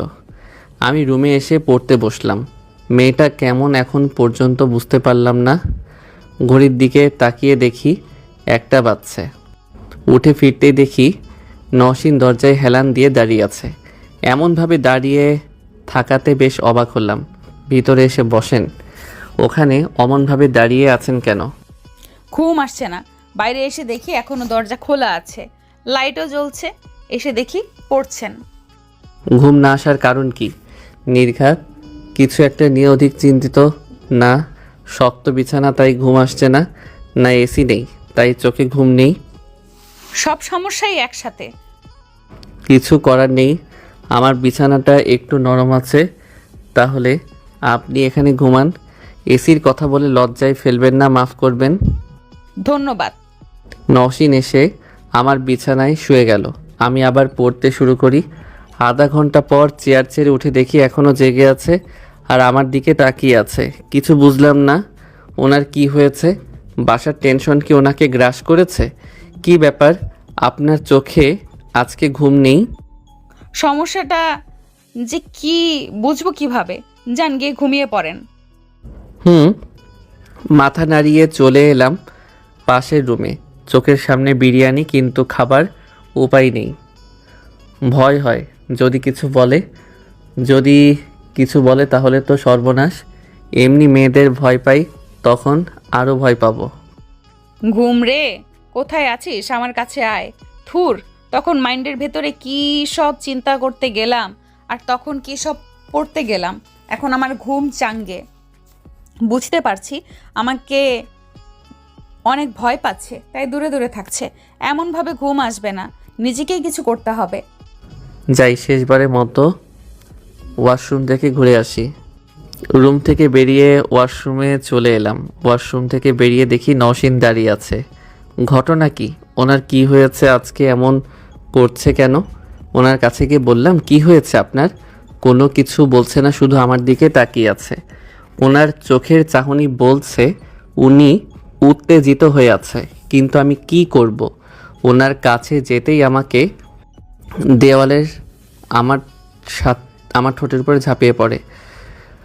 ওনার কাছে যেতেই আমাকে দেওয়ালের সাথে চেপে ধরে আমার ঠোঁটের উপর ঝাঁপিয়ে পড়ে। আমি রেসপন্স করলাম, ঠোঁট ছেড়ে দিয়ে কাঁধে কিস করলাম।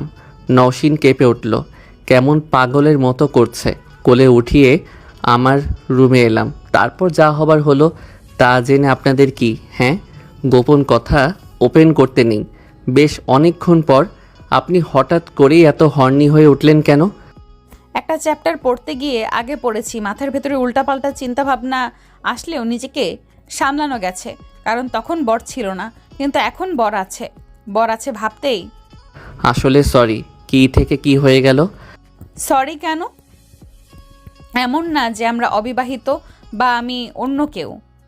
এখানে তো কারোর অমত ছিল না, আমার মর্জি মতোই সব কিছু হয়েছে। আমার আর কিছু বলার নেই। দুজনের শরীরে কোনো পোশাক নেই, শুধু শরীরের উপর একটা চাদর। ওনাকে জড়িয়ে ধরে আছি। ধুর মিয়ারা, কি হয়েছে না হয়েছে জানতে চেয়ে লজ্জায় পড়বেন না? কতবার কি হয়েছে এগুলো গোপন কথা ওপেন করতে নেই। সকালে উঠে উজু করে নামাজ পড়ে এসে পড়তে বসলাম। নওশিন এখনও শুয়ে আছে। আমি পড়তে পড়তেই উঠে গেছে। এসে হাত সরিয়ে দুই দিকে পা করে কোলে বসে ঠোঁটের উপর চুমু দিল। তারপর গলা জড়িয়ে কাঁধে মাথা রাখলো। আমি আমার মতো পড়তে থাকলাম। একটু পরপর ঠোঁটের উপর চুমু দিচ্ছে আর কাঁধে মাথা রাখছে। এত পড়াশোনা করেন আপনি? ক্লাসের second boy, first boy Tuhin. বাহ, ভালোই তো। আচ্ছা শোনেন না, আপনি ওই জব ছেড়ে দেন, আপনি শুধু পড়াশোনা করেন। আমি যা পাই তা দিয়ে আপনার আমার খরচ হয়ে যাবে, এবং মাস শেষে কিছু জমাও থাকবে। বউয়ের টাকায় পড়াশোনা করব? বউয়ের খরচে চলবো? তো কি হয়েছে, আপনি ভালোভাবে পড়াশোনা করেন তাহলেই হবে। ওইসব ওভারটাইম করার কোনো প্রয়োজন নেই। মাঝে মধ্যে সন্ধ্যায় একসাথে ঘুরতে বের হব, একসাথে গল্প করব, একসাথে রান্না করব, একসাথে খাবো, একসাথে পড়তে বসবো। আর সকালে আপনি তো কলেজে থাকবেন, আমিও হাসপাতালে থাকবো, ঠিক আছে না? কত রাতে আপনি বাসায় আসবেন ঠিক নেই। ততক্ষণে আমি কি করব? একা বাসায় থাকবো? ভয়ে ভয়ে শেষ হয়ে যাব। আমি একা একা থাকতে পারবো না। সব কিছু ঠিক আছে, কিন্তু না, কোনো কিন্তু না, যেটা বললাম সেটাই। রাজি হয়ে যান না, এমন করছেন কেন প্লিজ? ঠোঁটে গালে কপালে চুমু দিতে লাগলো আর রাজি হবার জন্য বলতে লাগলো, এমনভাবে বললে কে রাজি হবে না বলুন? আচ্ছা ঠিক আছে, আমি ফোন দিয়ে বারণ করে দিব। সকাল সকাল আবার গোসল করার ইচ্ছা জেগেছে। সমস্যা কোথায়? তাই না, কিন্তু এখন আমি পড়ছি। মাইন্ড অন্য কোথাও নিয়ে যাবার প্রশ্নই আসে না। আপনার মাইন্ডকে বলতে হবে না। হাত কোথায় গেছে খেয়াল আছে? না আসলে আবার মুখের সামনে মুখ নিয়ে এলো। এমনভাবে অত্যাচার করলে চলে? মহাদয়া, আপনি আপনার কাজ করেন তো, আর আমাকে আমার কাজ করতে দেন। আপাতত আমি আমার কাজ করছি। এছাড়া আমার কোনো কাজ নেই। এই চলেন না বাইরে থেকে হেঁটে আসি, সকাল সকাল হাঁটতে ভালোই লাগবে। যাবেন বলছেন? আচ্ছা চলেন তাহলে, উঠেন, যান, চোখ মুখ ধুয়ে আসেন। সকাল সকাল মুখ না ধুয়ে এইসব অত্যাচার শুরু করেছে। আবার ঠোঁটে চুমু দিয়ে উঠে বাইরে চলে গেল। ফ্রেশ হয়ে আসলে দুজনে বাসা থেকে বেরিয়ে বাসায় তালা দিয়ে একটু হেঁটে বাসায় এলাম। দুজনে একসাথে রান্না করে খাওয়া শেষ করে একটু বিশ্রাম নিয়ে দুজনে দুই দিকে কলেজে দুজনে বসে আছি, তখন যারা নামের ওই মেয়েটা এলো। এই যে ওনার বাসায় গিয়ে আপনি কি দেখেছেন? সত্যি কি প্যারানর্মাল কিছু ঘটেছিল? প্যারানর্মাল না হলে ওর থেকে বড় কিছু। বউ দেখলেও আশ্চর্য হতাম না, কিন্তু এমন কিছু দেখে আসছি আর শুনেছি যেটা শুনে নিজেকে অবিশ্বাস করছি, নিজের চোখকেও বিশ্বাস করতে পারছি না। কী সব বললেন? আপনি কি আপনার বন্ধুর মতো পাগল হয়ে গিয়েছেন? পাগল হয়ে যাওয়ার মতোই।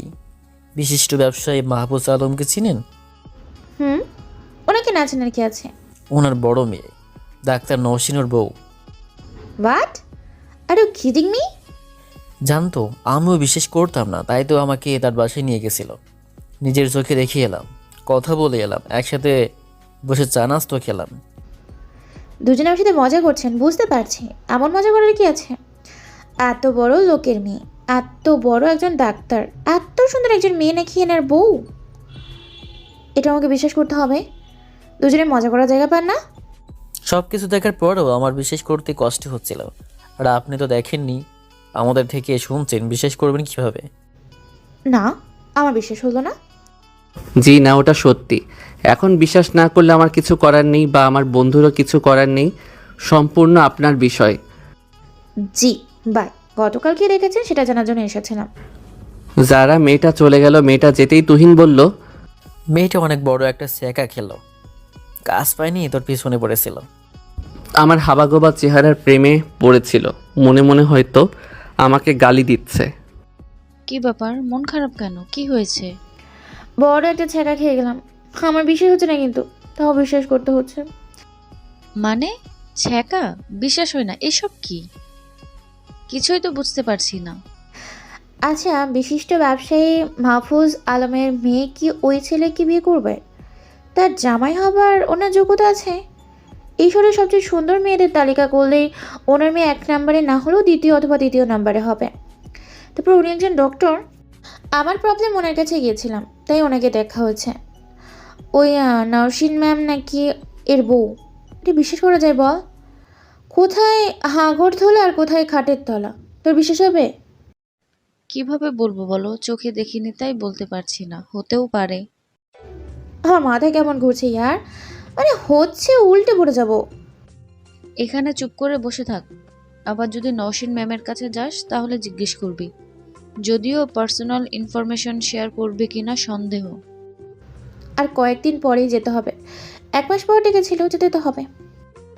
আহারে বান্ধবী, তোর কথা ভেবেই কষ্ট হচ্ছে। যদিও একজনের প্রেমে পড়লো, কিন্তু ছ্যাঁকা খেয়ে গেল, সে কিনা বিবাহিত। আমার কোনোভাবেই বিশ্বাস হচ্ছে না। তারা দুজন আমাকে মিথ্যে বলছে। এমনভাবে বকতে থাকলে পাগল হয়ে যাবি। তার থেকে বরং একদিন তাদের বাসায় গিয়ে দেখে চলে আসবি। চুপ থাক, আমার বিশ্বাস হয় না। এটা কোনোভাবেই সম্ভব নয়। এই ছেলে এখানে কি করছে? সে না ওই রিসোর্টে জব করে? কি ব্যাপার, এই মেয়ে কলেজে পড়ে? এ কি এদিকে আসছে কেন? ওনার এমনভাবে আসা মোটেও ভালো ঠেকছে না। বন্ধু চলো এখান থেকে। ওখান থেকে উঠে আমি চলে এলাম। এই ছেলে এখানে কি করে? আমাকে খোঁজ নিতেই হবে। মনে হচ্ছে আমাদের কলেজের স্টুডেন্ট। এই যে হ্যালো, যেই ছেলে এখান থেকে মাত্রই উঠে গেল, সেই ছেলে আপনার কি হয়? আমার ফ্রেন্ড। আপনি কোন ক্লাসে পড়েন? 3rd ইয়ারে। কিন্তু আপনি কি এত কিছু জেনে আপনি কি করবেন? এই ছেলে কম কথা বলেন। চিনেন আমি কে? আপনি নিজেই আপনাকে চিনেন না, সেখানে আমি আপনাকে কিভাবে চিনব? বেয়াদব! এইসব ছোট লোকদের কথা বলার ঢং একদমই নেই। ঠাস! বেয়াদব আমি না আপনি? আর ছোট লোক কাকে বলেন? আমি ছোট লোক না আপনি ছোট লোক? অসভ্য মেয়ে! তুমি আমাকে মারলি, এর জন্য তোর কঠিন শাস্তি পেতে হবে। যা যা, অসভ্য বেয়াদব মেয়ে! কত থেকে সব পাগল ছাগল আসে কে জানে। জেরি থাপ্পড় খেয়ে চলে গেল।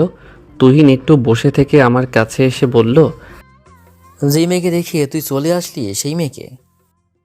আমার শ্বশুরের ছোট মেয়ে, মানে আমার শালি। একদম বেয়াদব মেয়ে। বিয়ের দিন রাতে আমার সাথে বেয়াদবি করেছে। আমি ওখানে থাকলে আমাকে অপমান করতো, তাই চলে এসেছি। আরে সে তোর কথা জিজ্ঞেস করলো, তারপর আমি জিজ্ঞেস করলাম আপনি কে। এগুলো নিয়ে একে অপরকে থাপ্পড় মারামারি হয়ে গেল। হ্যাঁ, ওই মেয়ের থেকে দূরে দূরে থাকলেই তোর জন্য ভালো। পাগল নাকি? ওই মেয়ের কাছে গিয়ে আমি কি করব? ওই মেয়ে তো নিজে এসে পায়ে পা বাঁধিয়ে ঝগড়া করলো। ও দেখ, প্রতিশোধ নেওয়ার জন্য ঠিক কিছু করবে। তোকে আবার মারতে আসবে জানি। আমিও সিরে যাওয়ার পাত্র না বন্ধু। আমি কেমন সেটা ভালো করেই জানিস।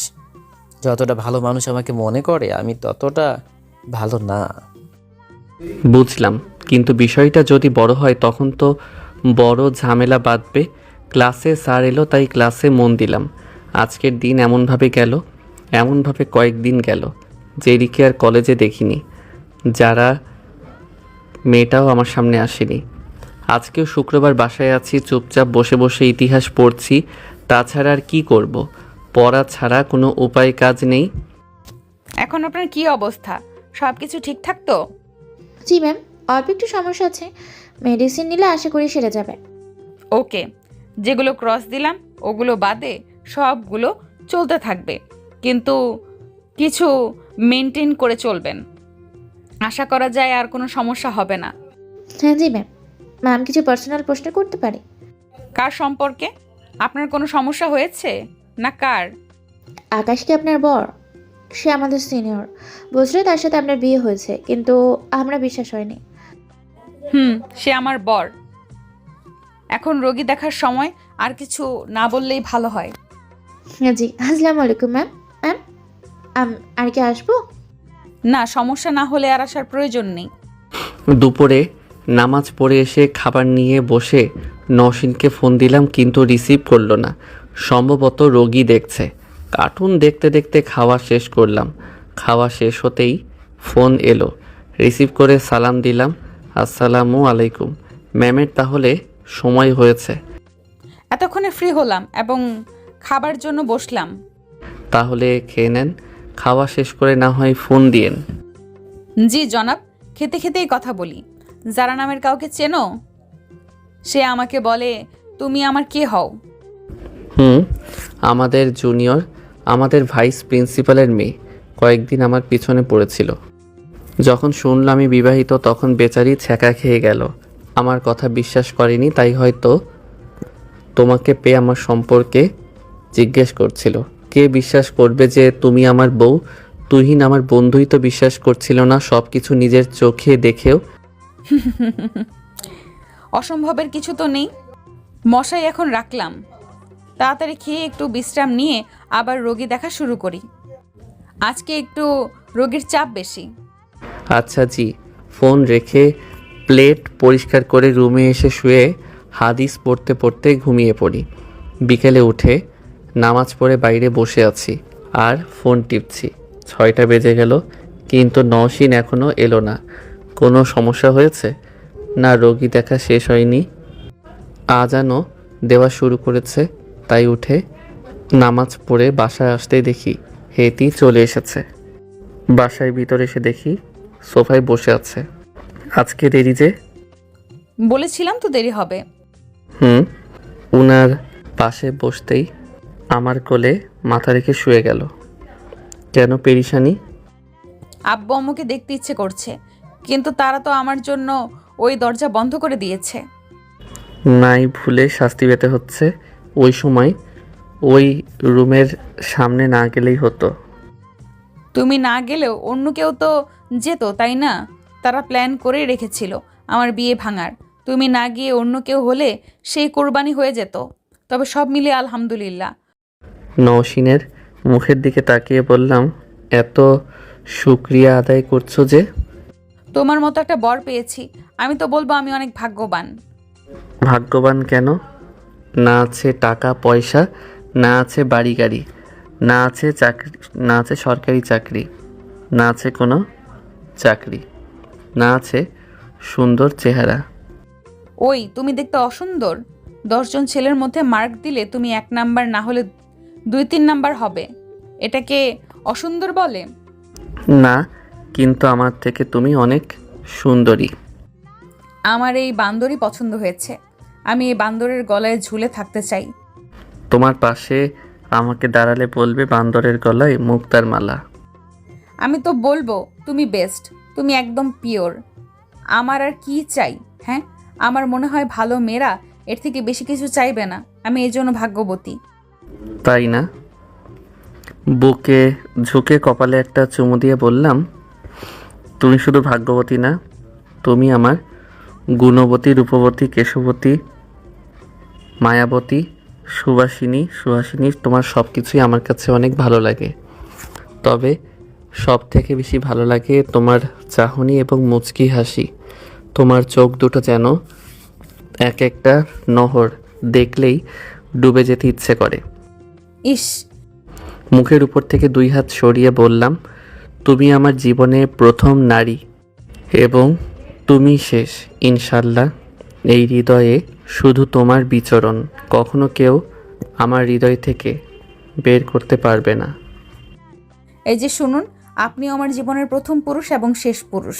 এই হৃদয়ে আপনি ছাড়া কারোর জায়গা হবে না। আমি দোয়া করি আল্লাহ যেন আমাদের একসঙ্গে বৃদ্ধ করে। আমি দোয়া করি যেন কখনো যেন আলাদা না করে, সারা জীবন যেন এইভাবেই থাকার তৌফিক দান করে। আমিন। মনে পড়েছে বলবো করে বলা হচ্ছে না। মিসেস, আপনি নামাজ পড়েন না কেন? মাঝে মধ্যে পড়া হয়, মাঝে মধ্যে বাদ যে পড়েছে আর পড়া হয়নি। তুমি নামাজ পড়ো? আমি তো মনে করেছিলাম তুমি কখনো নামাজ পড়নি। আম্মু নামাজ পড়ে তার দেখা দেখি শিখা। আম্মু আর আমি ছাড়া আমাদের বাসায় কেউ ঠিকমতো অত নামাজ পড়ে না। আমিও ঠিকমতো নামাজ পড়ি না।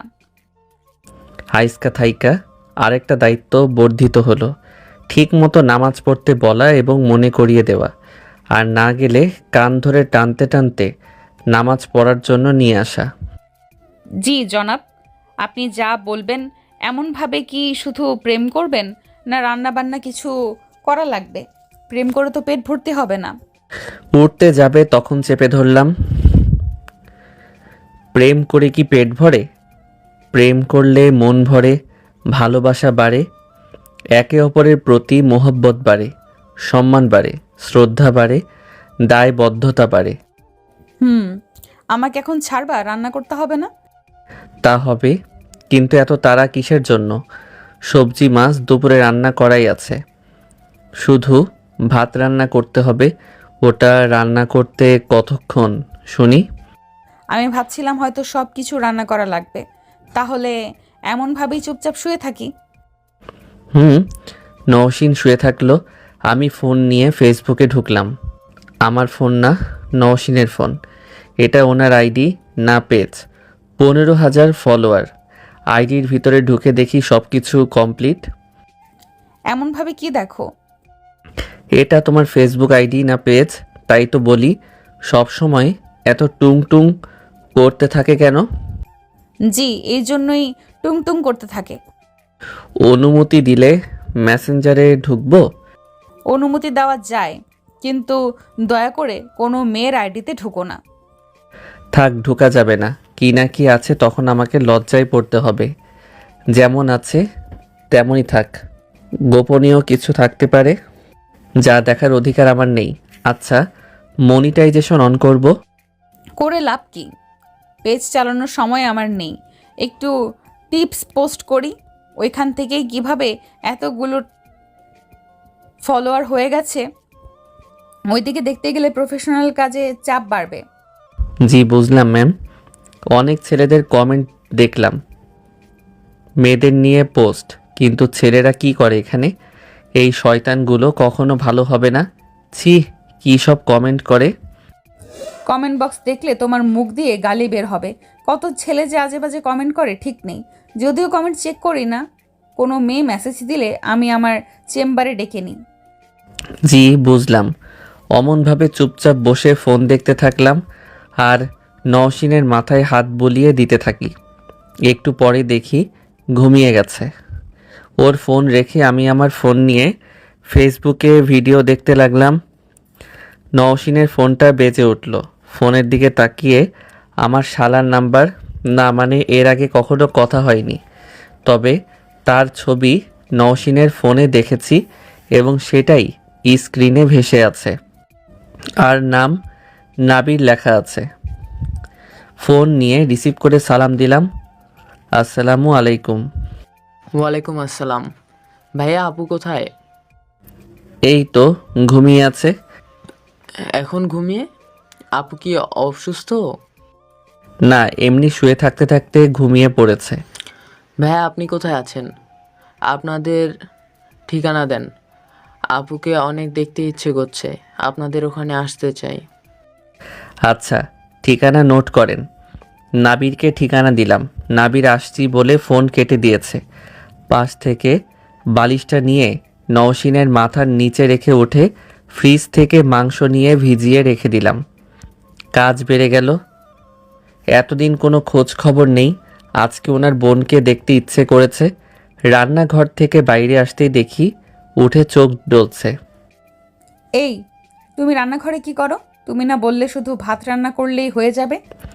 মেহমান আসছে, তাই রান্নার আইটেম বাড়াতে হবে। কে আসবে? তোমার ভাই ফোন দিয়েছিল।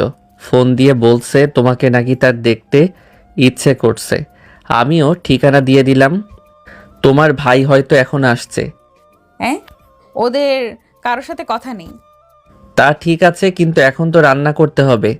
তুমি রাগ করে ঘুমিয়ে পড়ো, আমি রান্না করছি। নওশিন উঠে ওয়াশরুমে চলে গেল। ওয়াশরুম থেকে বেরিয়ে রান্নাঘরে এলো। পিছন থেকে জড়িয়ে ধরে বললাম, তোমার ভাইকে আজকে এগুলোই খাইয়ে পাঠিয়ে দিব। না, তার জন্য বিদেশ থেকে খাবার নিয়ে আসবে। মাংস বের করেছো কেন? এত রাগ করছো কেন? তোমারই তো ছোট ভাই, তাই না? বেশ কিছুক্ষণ পরে গাড়ির শব্দ পাওয়া গেল, তাই রান্নাঘর থেকে বেরিয়ে বাসার বাইরে এলাম। যেতেই দেখি গাড়ি থেকে নামছে। ভিতরে আসেন। আমার সাথে সাথে বাসার ভিতরে এলো। সোফায় বসেন। নাবির সোফায় বসতেই রান্নাঘরে এসে দেখি চা বানাচ্ছে। চা খাবে? এর জন্যই এই সব খাবারের থেকে বেশি কিছু নেই। না জানি কি বলে। ট্রে নিয়ে বাইরে আসতেই, ভাইয়া আপু কোথায়? আসছে। এই কোথায় আছো তুমি? তোমার ভাইয়ের সামনে কি আসবার ইচ্ছে নেই? নওশিন রান্নাঘর থেকে বেরিয়ে এলো। এসেই বলল, কি জন্য এসেছিস? হঠাৎ করে এমন ইচ্ছা হবার কারণ কি? দেখো না কিভাবে কথা বলে। নাবিবের দিকে তাকিয়ে দেখি মাথা নিচু করে আছে। বেচারা এখানে বকা খাওয়ার জন্য এসেছে। কি রে, 20 দিন পর কি মনে করে? এতদিন পরে আমার কথা মনে পড়েছে? আমি ফোন রিসিভ করলে তো তোকে কখনো ঠিকানা দিতাম না। আর এই সব তোকে কে বলতে বলেছে? আব্বুর জন্য। আজকে আবু তোকে পারমিশন দিয়েছে? আব্বু কিছু জানে না, বাসার কেউ জানে না, আর জানবেও না। এমনভাবে বলে কেন? আমি না হয় ফোন দেইনি, কিন্তু তুমিও তো আমাকে ফোন দাওনি। কেন ফোন দিব? যেদিন রাতে আমাকে বাসা থেকে বেরিয়ে যেতে বলল সেদিন কিছু বলেছিস? কেন তোকে ফোন দিব? কেন তোর সাথে কথা বলবো? জানো তো আব্বু কেমন, তার সামনে কোনো কথা বলা যায় না। যেটা বলে সেটাই তার শেষ কথা। প্লিজ মাফ করে দাও না। তার কোনো মাফ নেই। তুই আর এখানে আসবি না, আমাকে ফোনও দিবি না। এমনভাবে বলো কেন? বললাম তো সরি। আচ্ছা ঠিক আছে, এখন এইসব খেয়ে আমাকে উদ্ধার কর। আর এর থেকে বেশি কিছু তোর জন্য নেই। আর এইসব খেয়ে বিদায় হ। এমনিতেই তোমার হাতের রান্না খাওয়ার ইচ্ছে নেই। ওই সব রান্না মানুষই খায়? নওশিন গিয়ে নাবিবের চুল ধরে পিঠের উপর ঠাস ঠাস করে কয়েকটা দিল। আমি চুপচাপ বসে বসে দেখছি। আরও কয়েকটা মারার পর ছেড়ে দিয়ে বলল, তুই এক্ষুনি আমার বাসা থেকে বেরিয়ে যা, তোর কিছু খেতে হবে না। আমার ভুল হয়ে গেছে, প্লিজ ক্ষমা করো। আর ভুলেও এমন কথা বলবো না। বসে থাক, খেয়ে তারপর যাবি। আমার হাতের রান্নাই তোকে খাওয়াবো, গলা ভর্তি করে খাওয়াবো। যদি না খাস তাহলে লাঠি দিয়ে ঠুসিয়ে ঠুসিয়ে খাওয়াবো। নওশিন রান্নাঘরে চলে গেল। আমি নাবিবের সাথে কথা বলতে লাগলাম। নওশিন কেমন, ওর বদঅভ্যাস কী, এগুলো শোনাতে লাগলাম। কিছুক্ষণ পরে আজান হতেই বলে উঠে অজু করে নামাজে এলাম। নামাজ শেষ করে রান্নাঘরে এসে বললাম, রান্না কত দূর? আর একটু। যাও গিয়ে নামাজ পড়ে আসো। উপস, সরি, ভুলে গেছিলাম, তোমার তো পিরিয়ড চলে। ভুলে তো যাবই। নিবিড় কি করে? সোফায় শুয়ে শুয়ে ফোন দেখে। বাসায় কি এমনভাবে মারামারি করো নাকি? আরে না, তবে রাগ হলে একটু এমন হয়ে যায়। এমনভাবে দুষ্টুমি করলে কিন্তু ছ্যাঁকা দিয়ে দিব। সরো তুমি। হ্যাঁ আচ্ছা, দুপুরের সবজি আর মাছ বের করে নিয়ে আসি, একটু গরম করে নাও। যেই ভাবা সেই কাজ। বেশ কিছুক্ষণ পরে কথা বলতে বলতে খাওয়া শেষ করলাম। খাওয়া শেষ করে বলল, স্বাদ দুই রকম কেন? আমাদের দুজনের রান্না দুই রকম। থাকবি না চলে যাবি? থাক, যাবে না, বাসায় যেতে হবে। আব্বু জানলে বকাঝকা করবে। নাবির আর কিছুক্ষণ থেকে চলে যায়। দুজনে পরিষ্কার করে রুমে এলাম। নওশিন শুয়ে গেল। আমি একটু পড়তে বসলাম। একটু পরে নওশিন এসে হাত সরিয়ে দুই দিকে পা করে দুই কাঁধে হাত রাখলো। তারপর কপালে একটা চুমু দিয়ে বলল, তোমার পড়াশোনা এখন চাঙ্গে। আর কি কাজ আছে? ঠোঁটে একটা চুমু দিলাম। নওশিন কাঁধে মাথা রেখে আমার মাথায় হাত বলিয়ে দিতে লাগলো। আমি চুপচাপ পড়তে থাকি। কিছুক্ষণ পরে বুঝতে পারলাম যে ঘুমিয়ে গেছে। কিছুক্ষণ পরে উঠে নওশিনকে শুইয়ে দিয়ে ওয়াশরুমে এলাম। এসে মতি আই গিয়ে হুতি গেলাম। দুদিন পর, বলো, এমন সময়ে ফোন দিচ্ছ কেন? কোনো কিছু হয়েছে? ভাবি আমি তুহিন। আকাশ কোথায়? ভাবি আমরা আপনার হাসপাতালের জরুরি বিভাগে। আকাশকে ইমার্জেন্সিতে। হোয়াট? কেন? আকাশের কি হয়েছে? হাসপাতালে কেন? আমরা দুজনে বসেছিলাম, হঠাৎ করেই আপনার ছোট বোন কয়েকজন ছেলে নিয়ে এসে আকাশকে মারতে অর্ডার দেয়। তাকে এলো পাথারি মারতে শুরু করে। আমি বাধা দিতে গেলে আমাকেও মারে। একজন মাথায় আঘাত করে, যার কারণে জ্ঞান হারিয়ে যায়। আমি আর আমার এক বন্ধু ওকে হাসপাতালে নিয়ে এসে আপনাকে ফোন দেয়। আপনাকে ফোন দিলাম। আমরা 15 নম্বর রুমের সামনে আছি। নওশিন আর কিছু বলল না। ফোন কেটে রোগী রেখে তার সেক্রেটারিকে সবাই বসতে বলে চলে আসি ইমার্জেন্সিতে। নওশিন কিছু না বলে ইমার্জেন্সিতে ঢুকে গেল। নৌশিন, আপনি এখানে কেন? ডাক্তার কি অবস্থা? ভালোভাবে দেখেন। আমিও দেখছি। গ্লাভস আর মাস্ক কোথায়? আমি দেখছি কয়েক জায়গায় কেটে গেছে আর মাথায় আঘাত পাওয়ার জন্য জ্ঞান হারিয়েছে, এর বেশি কিছু না। আপনি এত অস্থির হচ্ছেন কেন? কি হন উনি? আমার বর হয়। নার্স, আমাকে গ্লাভস আর মাস্ক এনে দাও। আর কোনো সমস্যা নেই, ক্ষত পরিষ্কার করে দিয়েছি, মেডিসিনও লাগানো হয়েছে। একটু পরেই জ্ঞান ফিরে আসবে। মনে হচ্ছে কেউ ওনাকে মেরেছে। সেটাই শুনলাম, ওর বন্ধুরা তাই বলল। তাহলে সেদিন যা শুনছিলাম সত্যি? এনার সাথেই তাহলে আপনার বিয়ে হয়েছে? জি, এখানেই থাক এমনভাবে। জ্ঞান ফিরলে বাসায় নিয়ে চলে যাব। জি, আমি কিছু ওষুধ লিখে দিচ্ছি, এগুলো খাওয়াবেন, তাহলে তাড়াতাড়ি সুস্থ হয়ে যাবে। আমি তাহলে গেলাম। জি, আজকে আর রোগী দেখা হলো না। ফোন দিয়ে বারণ করে দিই। হ্যালো, সবাইকে জানিয়ে দেন দুপুরের পরে রোগী দেখব। রুমের ভেতর যে আছে তাকে বসে থাকতে বলেন। কিছুক্ষণ পরে আমি আসছি। আগে আসলে আগেই রোগী দেখব। বেশ কিছুক্ষণ পরে তুহিন ভিতরে আসে। ভিতরে ঢুকতেই নওশিন বলে, কোনো কারণ ছাড়াই এমন করলো? জি, আমরা বসেছিলাম, তখন আপনার ছোট বোন এসে কোনো কিছু না বলেই মারতে লাগলো। আকাশ বলছিল আপনার বোন তাকে পছন্দ করে না। আপনাদের যেদিন বিয়ে হয় সেদিন ওর মুখে ড্রিঙ্কস ছুঁড়ে মেরেছিল এবং লাথিতে ফেলেও দিয়েছিল। আপনার বোনের একটাই কথা, আকাশকে তার পছন্দ না। আপনি কিছুক্ষণ এখানে বসে থাকতে পারবেন? আমি একটু এক জায়গায় যাব। জি পারবো। নওশিন আমার হাত ছেড়ে উঠে চলে গেল। কোথায় গেল বলে গেল না। বেশ কিছুক্ষণ পরে, কি মনে করে এসেছো? তোমাকে না বলছি তুমি আমার সামনে আসবে না? আমার অপরাধ কি পাপা? তোমার পছন্দের ছেলেকে বিয়ে করতে না চাওয়া কি আমার অপরাধ? এর থেকে বেশি কিছু তো আমি করিনি। সেদিন কিভাবে কি হয়েছে বলতে পারবো না।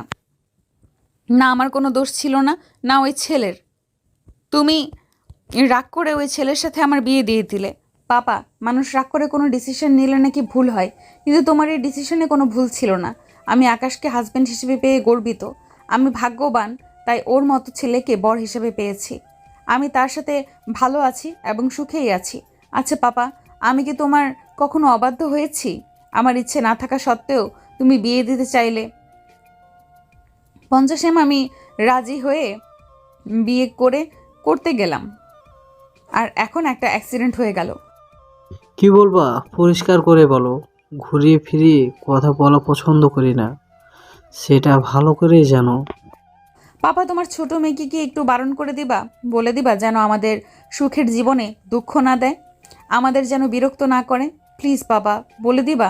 তোমার কাছে হাত জোড় করছি। মানে তুমি কি বলতে চাইছো? তোমার কথা আমি কিছুই বুঝলাম না। জেরি এবার কি করলো? লোকজন ভাড়া করে আমার হাজবেন্ডকে মেরে রক্তাক্ত করেছে, মেরে মাথা ফাটিয়ে দিয়েছে। এখন হাসপাতালে ভর্তি আছে। পাপা, আমার হাজবেন্ডকে তার পছন্দ হয়নি বলে এমনভাবে মারবে? আমার তো তাকে পছন্দ হয়েছে। তুমি তো তার সাথে আমার বিয়ে দিয়েছ, ওর সাথে নয়। তাহলে এখানে ওর পছন্দ অপছন্দের কি আছে পাপা? পাপা কেন আমার হাজবেন্ডকে মারলো? কি ক্ষতি করেছে সে? তাকে কি হুমকি দিয়েছে? তাকে কি হুমকি ধামকি দিয়েছে? তোমাদের কাউকে কিছু বলেছে? তোমাদের থেকে কিছু চেয়েছে? তাহলে কেন এমন করলো বলতে পারো পাপা? তুমি যা বলছো তাই তো আমি করেছি, কোনো প্রতিবাদ করিনি। তোমার ডিসিশন মেনে নিয়েছি, তারপরেও কেন এমন করলো পাপা? পাপা প্লিজ, জেরিকে বারণ করে দিও। তোমার কাছে আমার রিকোয়েস্ট থাকলো। নওশিন এগুলো বলে ওর বাবার অফিস থেকে বের হতেই দেখে নাবির আসছে। আপু কি হয়েছে, কান্না করছো কেন? তুমি অফিসে এখন এসেছিলে? নওশিন কোনো উত্তর না দিয়ে চলে আসে। নাবির ওর বাবার কেবিনে গিয়ে দেখে চুপচাপ বসে আছে। ফেসে রাগের ছাপ স্পষ্ট বোঝা যাচ্ছে। এমন রেগে থাকতে দেখে নাবির ভয় পেয়ে যায়। আব্বু আপু কি জন্য এসেছিল? এমন ভাবে কান্না করতে করতে গেল কেন? কি হয়েছে? জেরিকে কলেজ থেকে নিয়ে বাসায় আসো। আমি বাসায় গেলাম। কি হয়েছে? তোমাকে কি বললাম শুনতে পাওনি? তোমাকে যেটা বললাম তুমি সেটা করো। বেশি কথা বলা পছন্দ করি না, তুমি জানো। নাবিবের দ্বিতীয় কথা বলার সাহস হলো না। নাবির অফিস থেকে বেরিয়ে যায় আর উনিও বাসার উদ্দেশ্যে রওনা দেয়। তোর জ্ঞান ফিরেছে? হাসপাতাল কে নিয়ে এলো? আমি আর টুয়েল চলে গেছে। ভাবি আমাকে এখানে থাকতে বলি, কোথায় যে গেল কিছু বলে গেল না। বললো আমি যেন একটু এখানে থাকি। কোথায় যেতে পারে? বন্ধু, তোর ভাগ্য দেখে আমার হিংসা হচ্ছে। তুই বলতি আল্লাহ তোকে সব দিক থেকেই পঙ্গু করে রেখেছে, সব দিক থেকে তোর ভাগ্য খারাপ। কিন্তু আমার কাছে কি মনে হয় জানিস?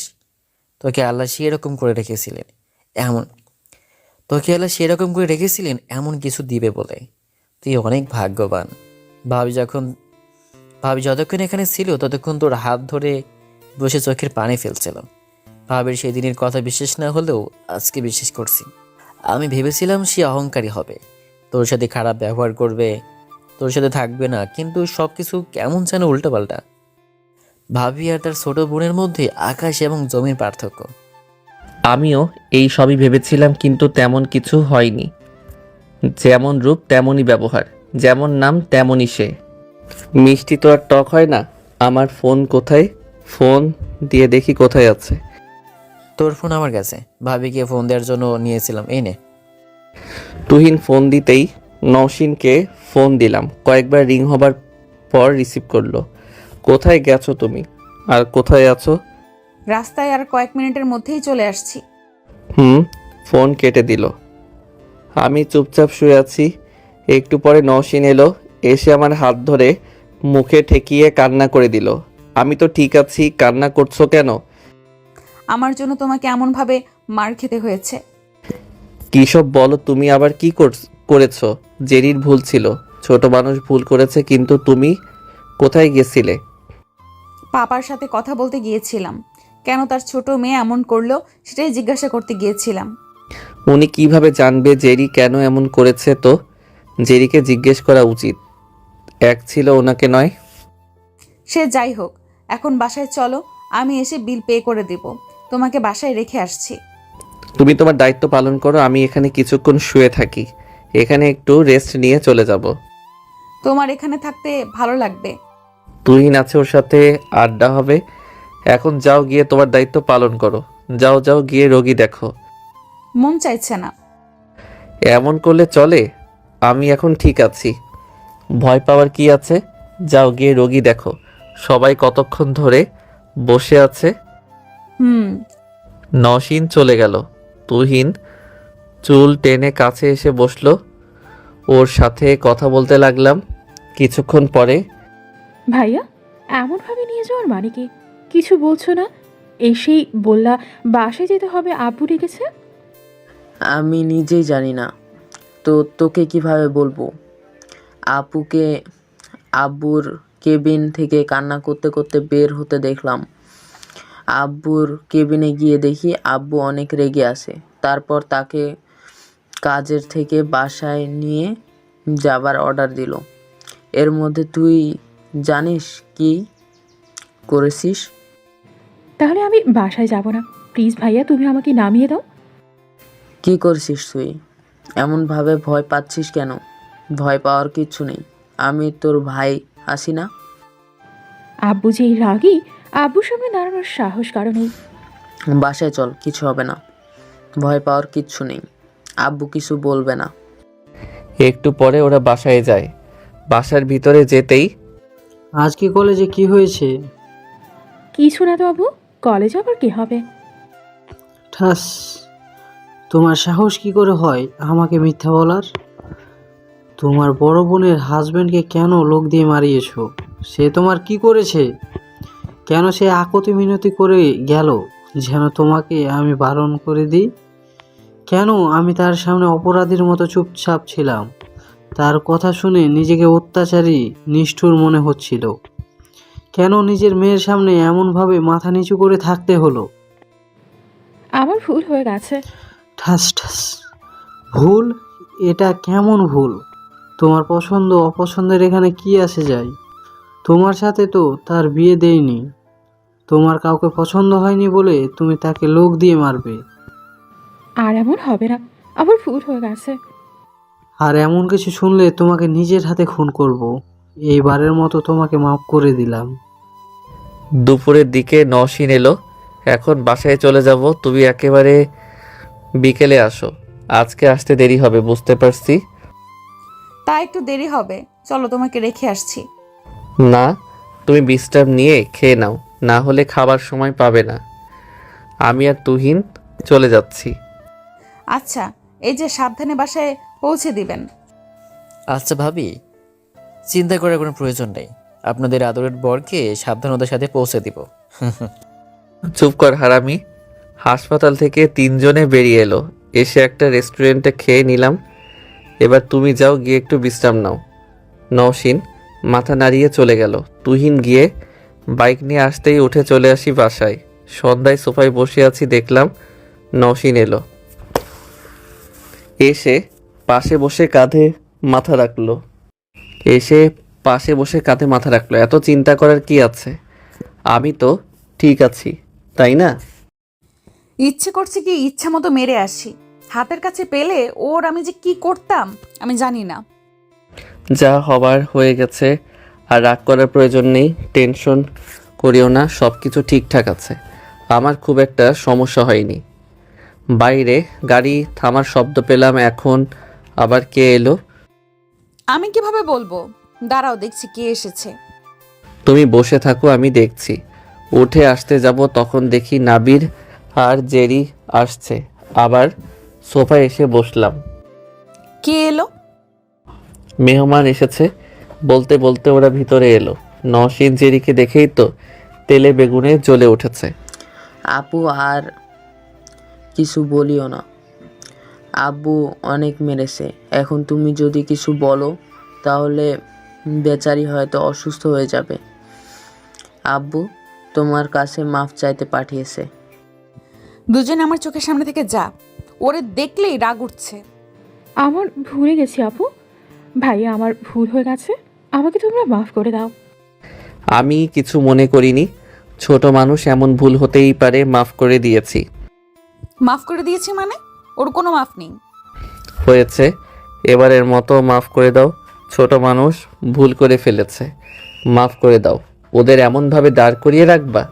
দুজনে বসো। দুজনে বসেন। আমার কথা শুনে দুজনে বসতে যাবা, তখন নওশীন বাধা দিল। আমি নওশীনকে ধরে বললাম দুজনে বসেন। নওশীনকে ধরে আমার পাশে বসিয়ে বললাম, আপনাকে আপনার আপু মাফ করে দিবে, এখন রেগে আছে, বুঝতেই পারছেন। আব্বু তোমাদের দুজনকে ইনভাইট করেছে, এখন তোমাদের নিয়ে যেতে বলেছে। যাব না, তোরা বাসায় চলে যা, আমরা যাব না।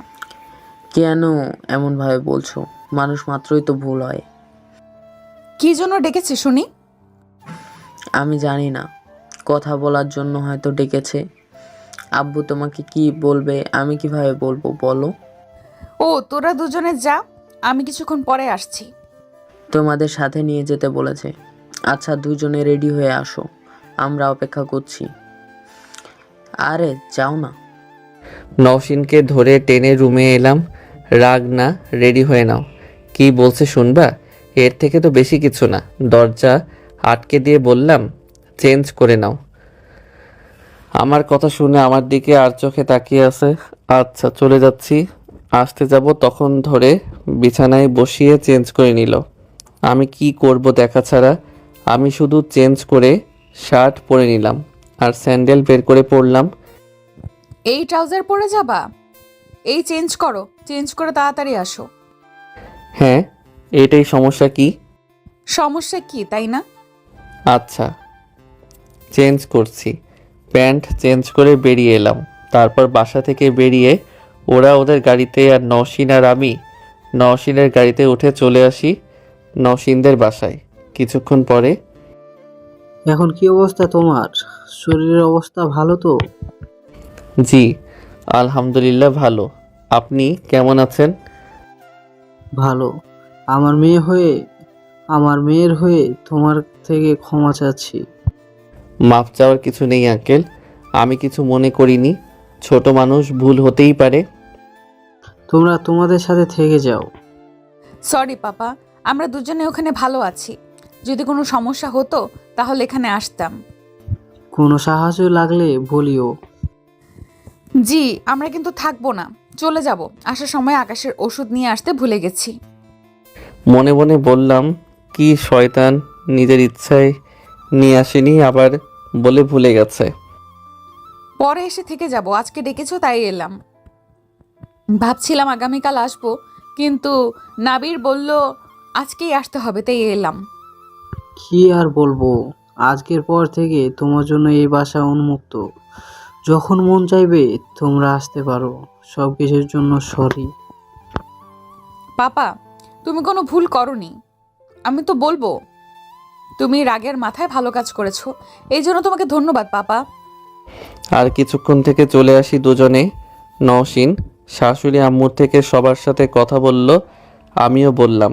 দুজনে বাসায় চলে আসি 2 বছর পর। আমার ভালোবাসার ভাগ বসিয়ে দিয়েছে।